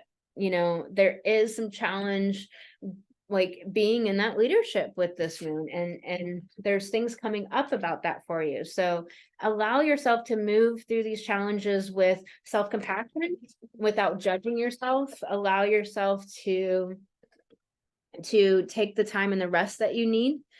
If you would like to come into the Healing Through the Zodiac monthly workshop that's happening, you've never learned the Zodiac quite like this, you can click on the link below to find out more. We are going to be studying the signs, one sign a month, and you're going to be able to use this with your own natal birth chart and in your life in a way that you've never thought possible, to heal and manifest at the highest levels. If you'd like to book an astrology reading, you can do that at empoweredwomenrise.com. Sending you lots of love. See you in the next video. All right, Virgo.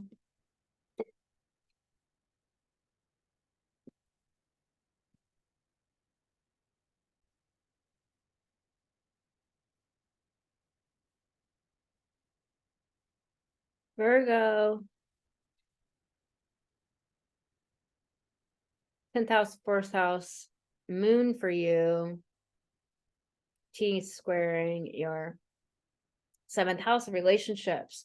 This is asking for you to express yourself within your relationships and get really real, to understand that there's a lot of inner security a lot of like old belief systems that are wanting to be let go of, that your inner security has been based on up until this point. And it's time to let go of those. It's time to really come from a place and base your security on your inner core of strength and ability to manage emotions, to withstand the external experiences of life and the things that happen. And it's all based on the way you're thinking about life, the way your belief system, like, are your beliefs allowing you to know that challenges happen? It's not, we often imagine perfection, that like we choose to do something and now it's just gonna be perfect and we're just gonna do XYZ. And we never like account for traffic or red lights or life events or the inevitable blocks and inner tumult that we have to move through.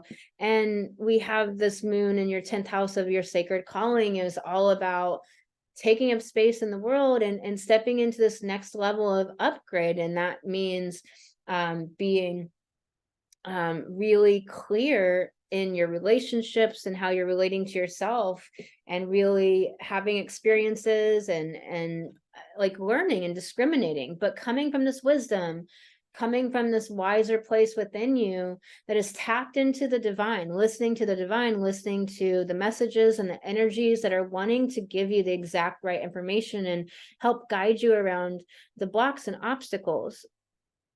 This time might be giving you some challenges with making the amount of money you want to make in your business and bringing in the revenue that you want to bring in. Maybe you're trying lots of things. We often underestimate just how much we have to do to get the result that we want to get. And that's why most people fail, is because they don't realize how much you have to do, and that you have to try so many things and often have things flop. And not to narrate that as something went wrong. It's not a problem. It's just a part of the process. And if you can really think about it in a really different way, you're going to move through these hardships or these so-called challenges huge, like so much better. And it's wanting you to really be sovereign from a place of inner security that is coming from this connection to the divine, this connection to the sacred feminine energy, to this honoring of your wise feminine center, heart, soul within you that knows, and your higher self, your the part of you that can see the bigger picture. So let's pull you some cards, Virgo, and use the goddess deck. Okay, this deck won't pull cards like I like to pull cards. So I'll stop doing that. All right, you got Matupa. I can never say her name. Mapupa. Who knows? How do you pronounce this? Like, what is that? I don't know. She who guides, new path guide renewal. So I love like the bird on her arm. She's just aware and she's focused. So this is really speaking to yourself as a guide, stepping into that role, seeing yourself as a leader.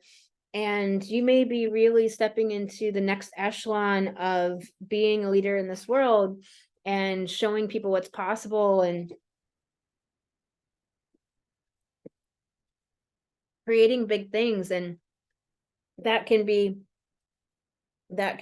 scary, but it's understanding that there's a renewal of anything that falls apart falls together again. And so don't let the confusion and the lack of clarity make you shy away from being the guide you are meant to be, from being in that powerful guideship place moment to moment for your people. You have Abanolaka, she who battles, it's this justice, this commitment, this fierceness, she is committed, but she's not anxious and braced for the bad.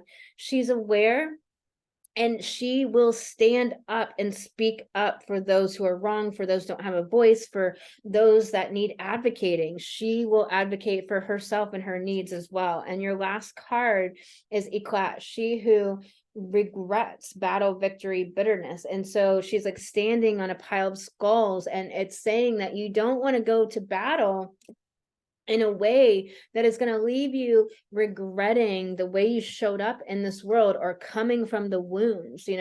It's this not wanting to keep perpetuating the old cycles and the old patterns, but allowing yourself to do the hard work to transform these things, to move through the complete breakdown of what you may have known before, to get to the other side of that complete transmutation to the butterfly self. And so it is a breakdown of confusion. It is a breakdown of clarity. It is sometimes having lost the rudder and the walls and the ceiling and the floor. Nothing has went wrong. It's a part of the process. The depression and the brooding is part of the process. So Virgo, if you'd like to book an astrology reading, you can do that at empoweredwomenrise.com, and come join Healing Through the Zodiac, my monthly workshop where we're going to dig into your personal natal birth chart, how to infuse this into your life, and how to master the signs to heal and to glow up, to manifest at the highest levels. Check the link below to find out more about Healing Through the Zodiac, the monthly workshop happening starting in November. All right, y'all.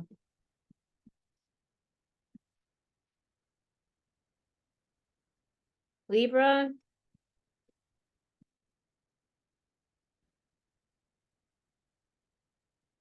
you're dealing with that ninth, third house, and it's asking you to release the way that you've been thinking about things so you can get really curious about yourself and your roles of leadership, to not fall back into the old routines, not fall back into the old patterns as you're going through deep, deep changes, but to really get into this fuller, more curious, expanded, open expression of who you are as a guide, a leader, a mentor in this world, who you are as a paradigm shifter, a thought leader, really bringing in the sacred feminine energy into your day-to-day life, like understanding that your lifestyle always hinges on how we're looking at it, and not letting your brain hijack you into these shitty thoughts that are not allowing you to really live at this highest level of expression, of self-expression, of putting yourself out there, not being scared to bumble and to stumble through, learning new things, doing things for the first time, and upgrading into this new expansion of yourself and your business and your reach in the world, your visibility. There is these challenges around this clear identity of who you are and who you want to be, and speaking your voice in the world, how others might view you, how others might have something to say. And it's really shutting any of that down and standing in your own sovereignty, standing in your own view of life versus somebody else's opinion of yours, like really refusing other people's way of viewing life for what's true to your own heart and soul, and deeply having possibilities of challenges and relationships with your changes, where it's this adjustment period, and allowing for that adjustment period, allowing for this time to have, it's kind of like a disjointed, not quite having a really flowing time. There is shift and transformation. There's something new coming about, and it's birthing, and that process is not just daisies and not just always so sparkly and fun, but it doesn't mean anything went wrong. So you don't want to narrate it as something is wrong or bad. It's actually just the process of birthing that new. So really understanding that. You have blue, she who loved once, fragile, secret love, rejection. There's this sadness going on, and it's really tapping into this sadness, being willing to allow this feeling, allowing this vibration in your body, not shying away from it, not being scared, and not going into the mind or frenzied way of behaving to try to get away from that feeling, but rather allowing the feeling and asking yourself what this sadness is about, so that you can actually get the full transformation of those emotions. She who questions, Amali, curiosity, destiny, search. There is this quest for asking questions, being open and curious, being open to the possibilities and the unlimitedness of the world, of the life, like stepping into curiosity and the unlimited like way of being, like really letting that be your being in life, of having this expansive unlimitedness, like the possibilities are endless, and being curious and open to that, and exploring the unfolding and the divine conversation that's always happening there. You have Valara, she who flies, dare do reach. It's wanting you to initiate, act. That action is going to give you lots of information to then act again and again and again. It's wanting you to get out of the mind and examining from a distance, but rather reaching for it, being bold and brave and willing, risking feeling vulnerable, because it's the worst that can happen is feeling discomfort. How much discomfort can you withstand to live your big purpose? Sending you lots of love, Libra. If you'd like to come with us into the Healing Through the Zodiac monthly workshop that's happening and starting in November, you can click the link below to find out more. You're never going to learn the signs quite like this and be able to infuse them into your life to heal and manifest at the highest levels, working with your own natal birth chart. You can also click the link below to do that, and you can also book an astrology reading with me at empoweredwomenrise.com.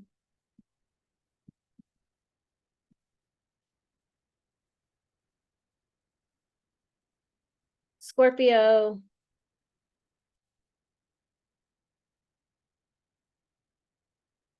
Having this full moon, 8th house, 2nd house axis for you with this T-square to Fomalhaut and Saturn in your 5th house. This is so much about bringing your value to the world, expressing yourself in a way that is showing the value that you have for your own self. And so this wise, loving, compassionate energy full of humility, but full of fierceness and strength, that just has this center core of self-value, self-worth, self-esteem, love for the self, like speaking to where you know that you have the right to take up space and to speak, honoring your voice. And this 8th house of understanding this time of overcoming blocks and obstacles that have been standing in your way of creating prosperity in your life, the lack and the scarcity, or where are those pockets where you have not valued yourself and you didn't realize you were doing that. And this is about shining, but you can shine and be fierce and bold from a place of loving, sacred feminine energy, from a place of really bringing forward what's on your heart, what's important to you, what you're called to bring forward. This is getting on stage in your life and in your business at the next level. This is about creating your goals and your dreams and being willing to face the challenges that may present, understanding it's not a perfection, that sometimes we think it's just going to be perfect. And really stepping into some confidence. Where is your confidence at and what's holding you back from that? So this is really being in a greater place of confidence and awareness. You could be having some romances happen, really dealing with things with your children, your relationship with your children, and things being reconfigured right now. And don't worry about challenges in your day-to-day life. The more you step into greater independence and sovereignty, the more that you might have old guilt and old inferiority come up, only coming up to be sifted through and released, seen, honored, witnessed, and released. Don't let it be a problem. It's not a problem. Nothing went wrong here. There might be a lot of old weird things that are coming up that are deeply subconscious, subliminal, psychic dreams, psychic information, and it's working with that material, unpacking it, being willing to feel what's really there, so that it can move through you and you can get the important information. There's a lot of psychic information that's wanting to come for you right now and to show itself. So you're getting messages, you're having dreams, you're having important information come through, and some of your gifts are really coming online, like really stepping into a different level of empowerment right now. You have Iris, she who changes, transformation, change, enchantment. And it's really, again, like what I was saying is you're really having a lot of like your talent and your belief in yourself come online in a bigger way. And so this is, being in this change and transformation and not seeing it as something that has gone wrong, but rather seeing it as the exact perfect moments, reveling in it, being with it. You don't want to miss this time of your life. You don't want to miss the beauty and the wisdom that you can harness from these moments. You have Yelena, she who knows, this wisdom, clarity, resolution. She's just resolute. I love that emotion. I often work to embody that emotion, to create from that place of resolute, of clarity and confidence. And so it's really talking about you're moving from where there may have been this inferiority into this place of this clarity, but you also have to act on it, embody it, call it in. You have to create it within your own being at the same time as doing some healing things, shift things naturally too. You have Futura, she who divines, future, choice, judgment. Like I said, your gifts are coming online, you're getting more psychic, you're having more understandings of how to work with the tools, removing your own biases, removing your own filters to be more of a clean, pure channel. Understanding how to interpret things correctly or deliver the information purely without an interpretation so that the other person can get that spark of insight that they are meant to get. It's really using this in your business and in your life in all these beautiful ways. So really powerful moon happening, couple weeks happening for you, Scorpio, sending you lots of love. If you want to come join us in Healing Through the Zodiac monthly workshop, the link is below. We're going to upgrade and manifest and heal at the highest levels. You're not going to ever hear astrology like this from any other astrologer. We're going to use your personal birth chart and suffuse this into your life and really master the signs. So I'm excited for this. The link's below. You can also book an astrology reading with me at empoweredwomenrise.com. Lots of love until next time, Scorpio. Sag, first house, seventh house, axes for you. This illumination about your relationships and where it's time to really claim your sovereignty and your own voice and your own expression within these dynamics. Some dynamics, it's time to completely dissolve them. They're not honoring you. Have you been letting things go for a long time? Or have you been showing up in a way that was seeking the security, that was feeling unsafe and unsure and feeling insecure, but it created these maladaptive behaviors that now you're ready to shed? And it's time to really think about where you get your security from, your sense of security, your sense of emotional certainty. Do you have the ability to manage your emotions?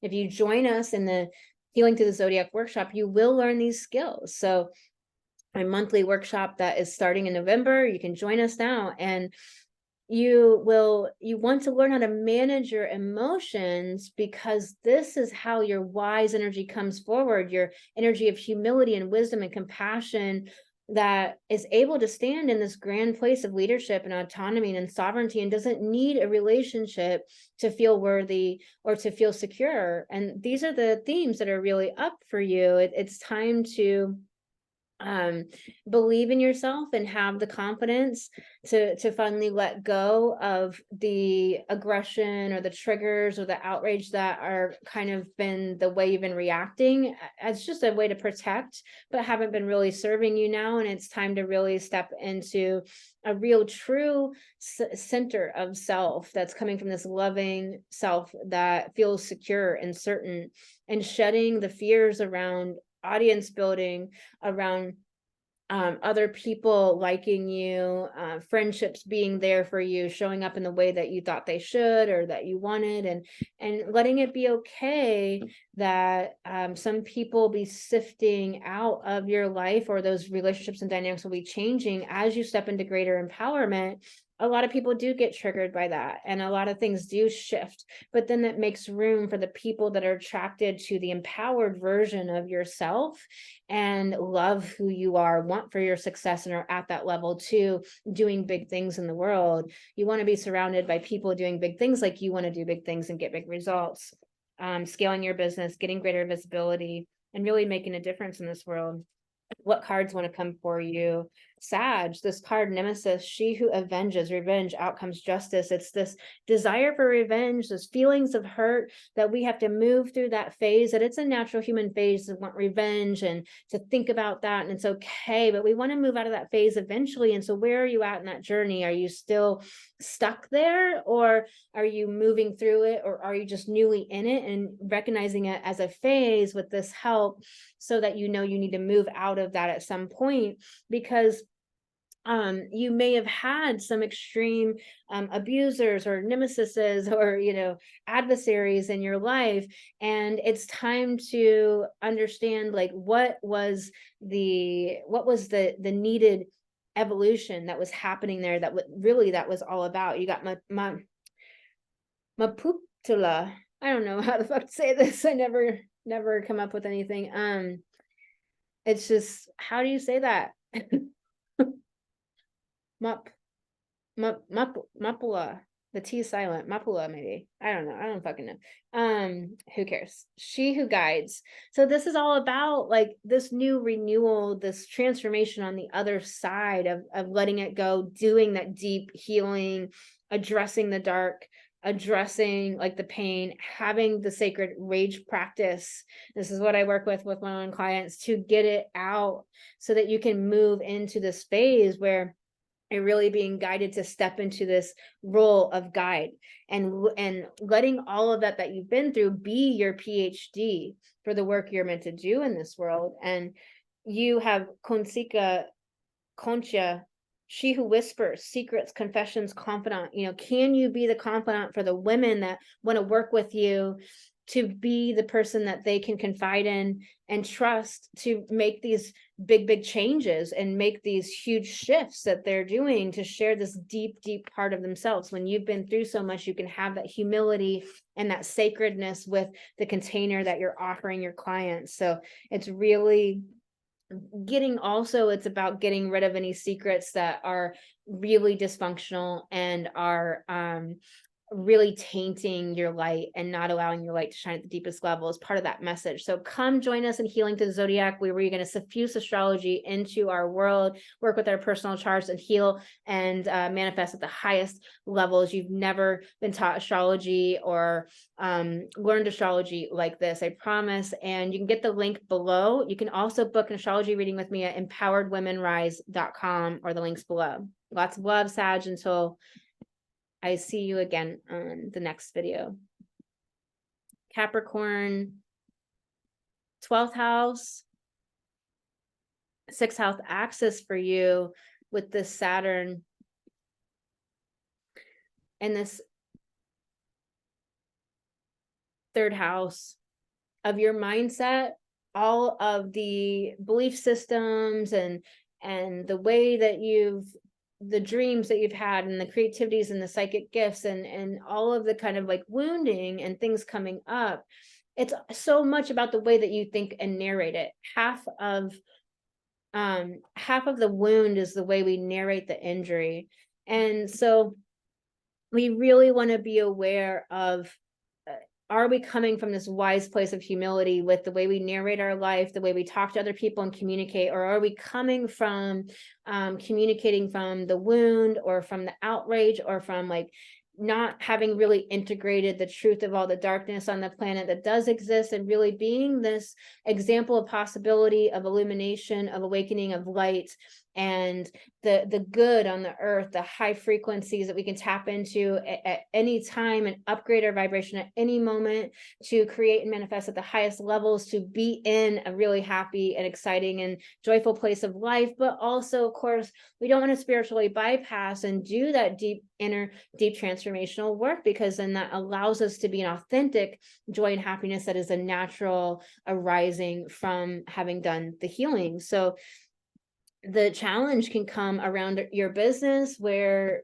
maybe you're afraid of being seen, to jump into this higher level of being seen, of shedding relationships that don't serve you, of owning your power, stopping people pleasing, like being afraid to really being the provocateur, to speaking your true mind, what you really want to say. So you can have challenges that you're facing around that, and it's okay. Like integrating your authority and expertise into society, and this new society that we are blooming is it's, you know, we're pioneering this. It's not carved for us. There's no wheel that's been invented that we can follow. We are carving our own paths, and this takes the brave warrioress, and there is fear on this journey, and that's okay. There are challenges with really feeling secure, and that insecurity may come up, the emotional tumult may come up, and nothing's gone wrong here. We want to be able to process emotion, to manage our emotions, feel and allow our emotions, so that we actually can get to the other side of a real transformation. When we deny them, then we are not giving ourselves the inner security that comes from the inside out. And so really letting emotions be the way that you develop true inner and emotional security. Really, really powerful for you, Capricorn. Let's pull you some cards. You have Entrante, she who enfolds, soothe, embrace, self-care, really speaking about caring for yourself, being a fully resourced woman, giving yourself stimulation, pleasure, connection, silence, and what are my 5? I'm missing one. Well, there's one more, but giving yourself the things that you need, and those might be in ways that aren't typical or aren't what everybody else says, you know, reading a book or taking a bath or whatever. They might be in the ways that you love. Like maybe you need time to just do the creation part of your business and to not see clients, and to give yourself that important time. Or maybe you need to organize all your stuff, and that's what actually makes you happy, and it's going to set you up for success. And that's what is something that you need to be fully resourced, you know, whatever it is for you. But this is also really speaking to you as a guide, offering that embrace and that soothing and swaddling, like that what word does she use? She uses swath. I don't know what that means, but like really this enfolding of love that you do for other people, of holding the space for them in your healing or in your work.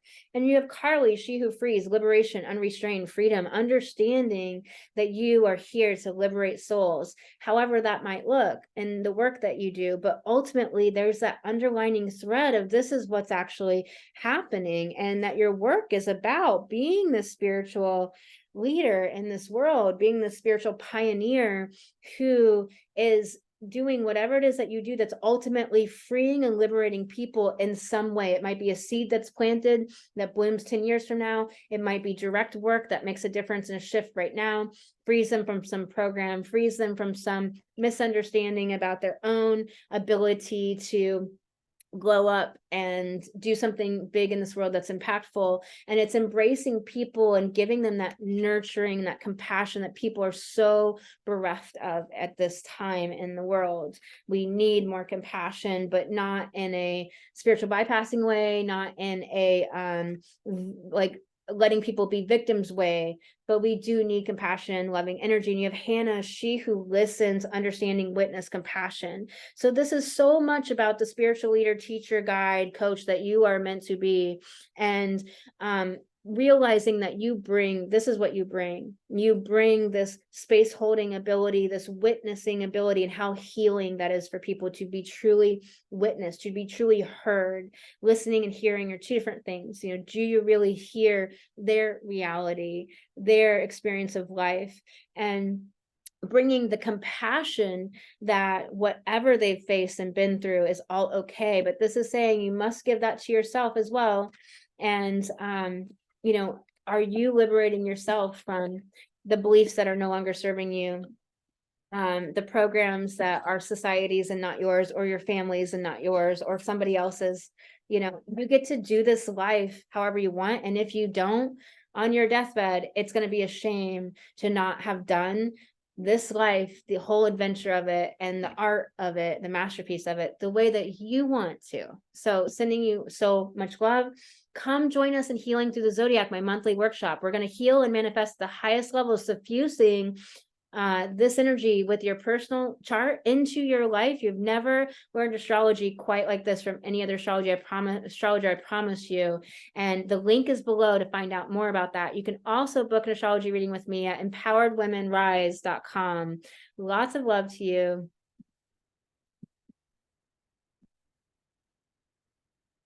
Aquarius.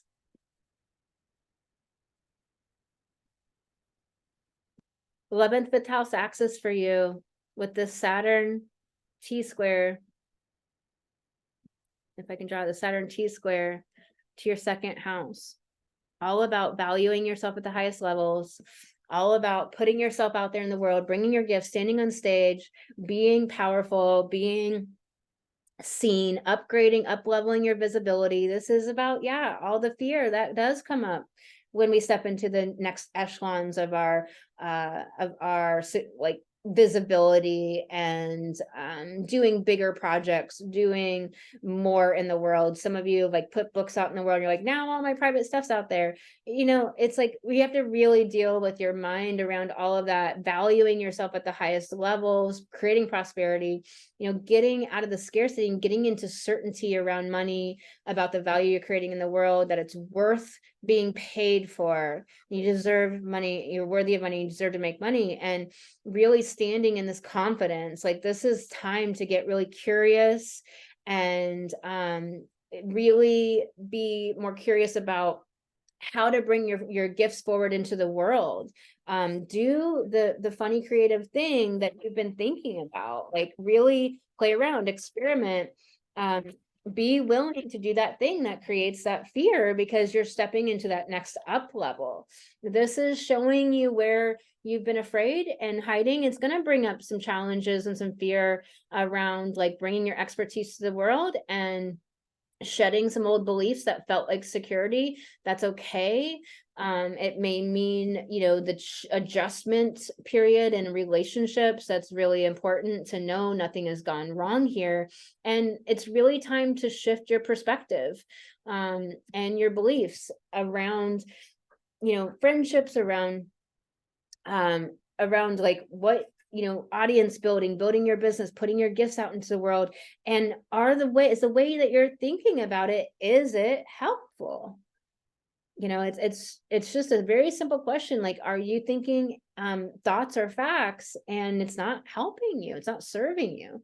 So really being willing to reclaim the sovereignty over your mindset, to have independence of thinking, thinking deliberately, thinking intentionally, creating thoughts. Like, what if what you want to create in this world is absolutely possible, it's inevitable, and you just have to take one step, and then the next, and then the next. You know, of course there's going to be fear, and not letting that stand in the way, not letting that stop you, and being aware of friendships and relationships having that shift and having that churning and tumult happening right now. It's okay, because we are upgrading in our lives, and so relationships are going to naturally have adjustments and shifts and upgradings as well. Letting that be okay and not mean anything went wrong. So you have Regina, she who instigates leadership, provocation, power. You are that Aquarius energy. Aquarius is the revolutionary. Aquarius is the one that's not afraid to say it. Risk the relationship to be your authentic self, to speak truth. You can do that in a compassionate way, in an empathetic, loving way, but you are not making a conflict to speak truth. And people do get triggered, and being a catalyst is one of the mantles we often bear as starseeds, as light bringers, as change makers. And it's okay. It can be challenging, but it doesn't mean that you shouldn't speak. It's really important to do that. There's something here about Renee, about hoping, longing, wistful stuff. You got to get out of hope. Don't create from hope, because hope does not create any good results. It always creates self-betrayal, doing things you don't want to do because you're hoping it'll work out. Instead, be a creator, create and act and respond to life from the results that you want to create versus what you fear will happen. Really different way to go about it. You got the card Perpetua, she who aches, sadness, solitude, silent, withdrawn. And it's really speaking to some old wounds that are really wanting you to address them, but it's all about the way you're narrating it. It's all about the way you're thinking about the wound. half of the wound is the way we narrate the injury. And so really look at the way you're telling that story. Is it disempowered or empowered? We can have horrible traumas happen, but we can be empowered around that trauma or victimized around it. And it's okay if you were in that victimhood, but it's like, obviously there's no white horse. So we have to be the ones to start thinking deliberately, thinking on purpose, and changing the way we're looking at it to be able to step into that creator place. We have elixir, she who forgives, remorse, guilt, forgiveness. Now, I don't believe in forgiveness. I believe that when you heal completely, forgiveness is moot. You don't need to worry about it anymore, but perhaps you need to forgive yourself.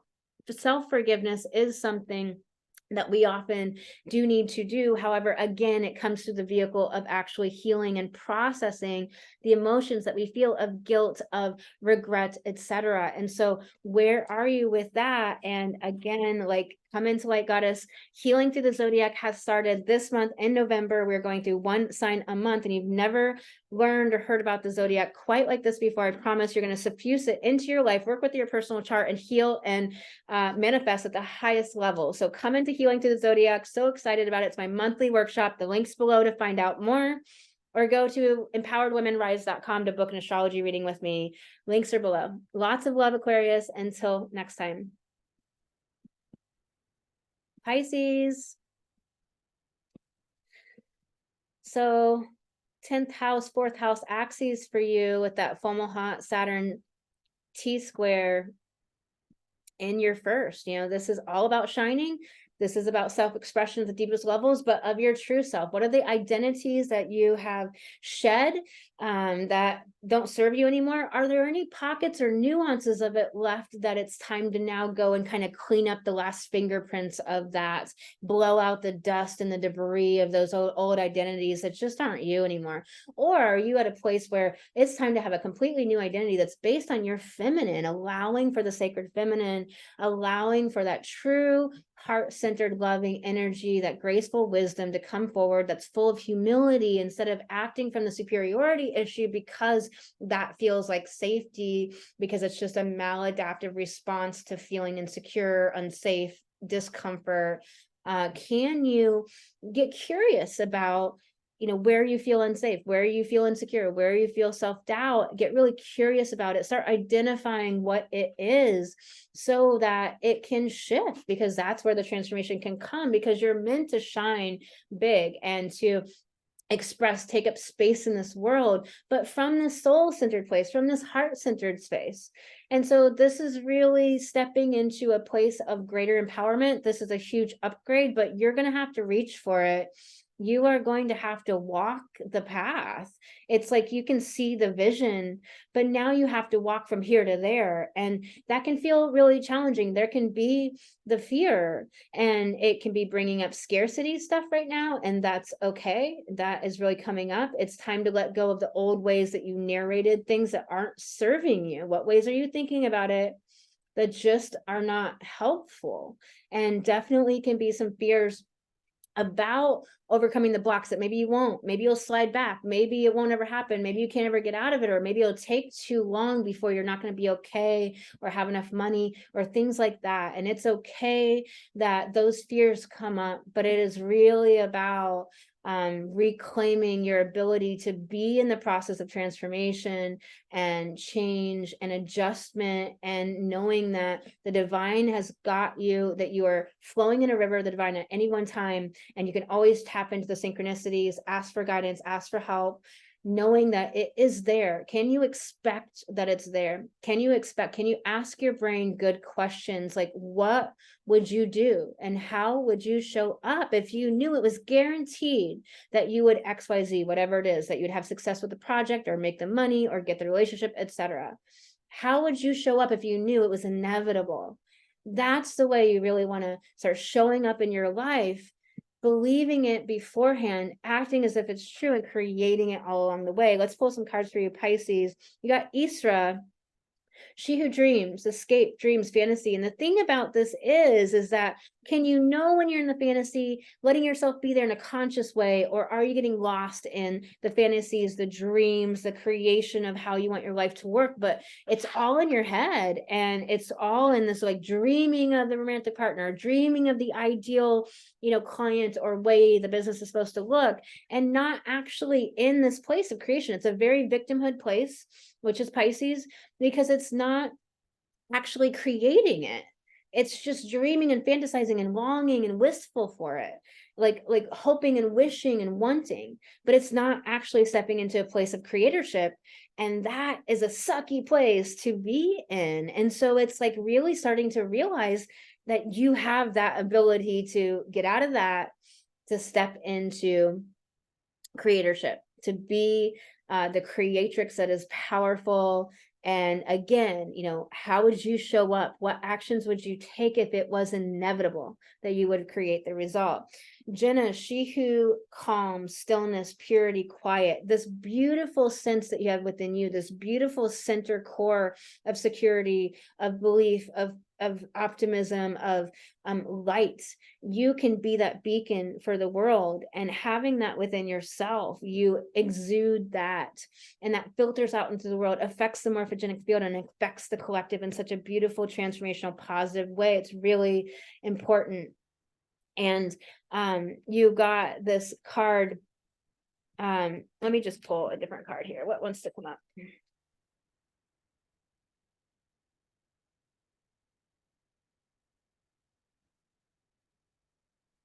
So you got this card, she who emerges, Kamala, enlightenment, mindful, rise up. It's this coming, emerging. It is this like blossoming of this new version of you that is expressing and coming forward. So if you're a sun or a rising, you have Saturn transit, conjuncting your sun or rising, depending on what degrees you are. Get into astrology reading with me if you want to find out more deeply about how that's affecting you. And there's this emergence into this new version, new upgrade of yourself. And at the beginnings of that, it can feel like you're stumbling and bumbling, and there can be that self-doubt pops up. There can be that fear that pops up, but don't narrate it as something went wrong. Really manage those thoughts and understand that this is exactly what is supposed to happen, and be in this breezy, she who surprises, surprise, discovery, revelation, like dazzle your clients, dazzle people with your inspiration and your joy and your fierce, like wise humility and knowing of the light that we're creating, the new era that we're creating, the new society, the new world, the new paradigm, that we're in it, that we're creating it, that we're lifting others up into the 5D, that we're being the example of what's possible, that we are emerging into greater and greater upgrades of ourselves, like this mindfulness, this centered present self that is like this core center of security and self-belief and love, that then exudes that for other people and is that great, great, great big inspiration and encouragement to them. So come join us and heal through the zodiac, Pisces. My monthly workshop starting November 29th. Come join us now. You will have access to the rest of Light Goddess, and you will be able to heal and manifest at the highest levels. You're going to suffuse astrology into your daily life to master the signs and upgrade in a huge way. You'll never hear astrology taught like this anywhere else. It is going to be incredibly powerful working with your personal chart. And you can find out more at the link below, or you can book an astrology reading with me at empoweredwomenrise.com. Links below for that as well. I'm sending you all so much love. I hope this reading was really meaningful, really impactful. I hope you got a lot out of this. Please like, share, subscribe. Sending you lots of love. Until next time.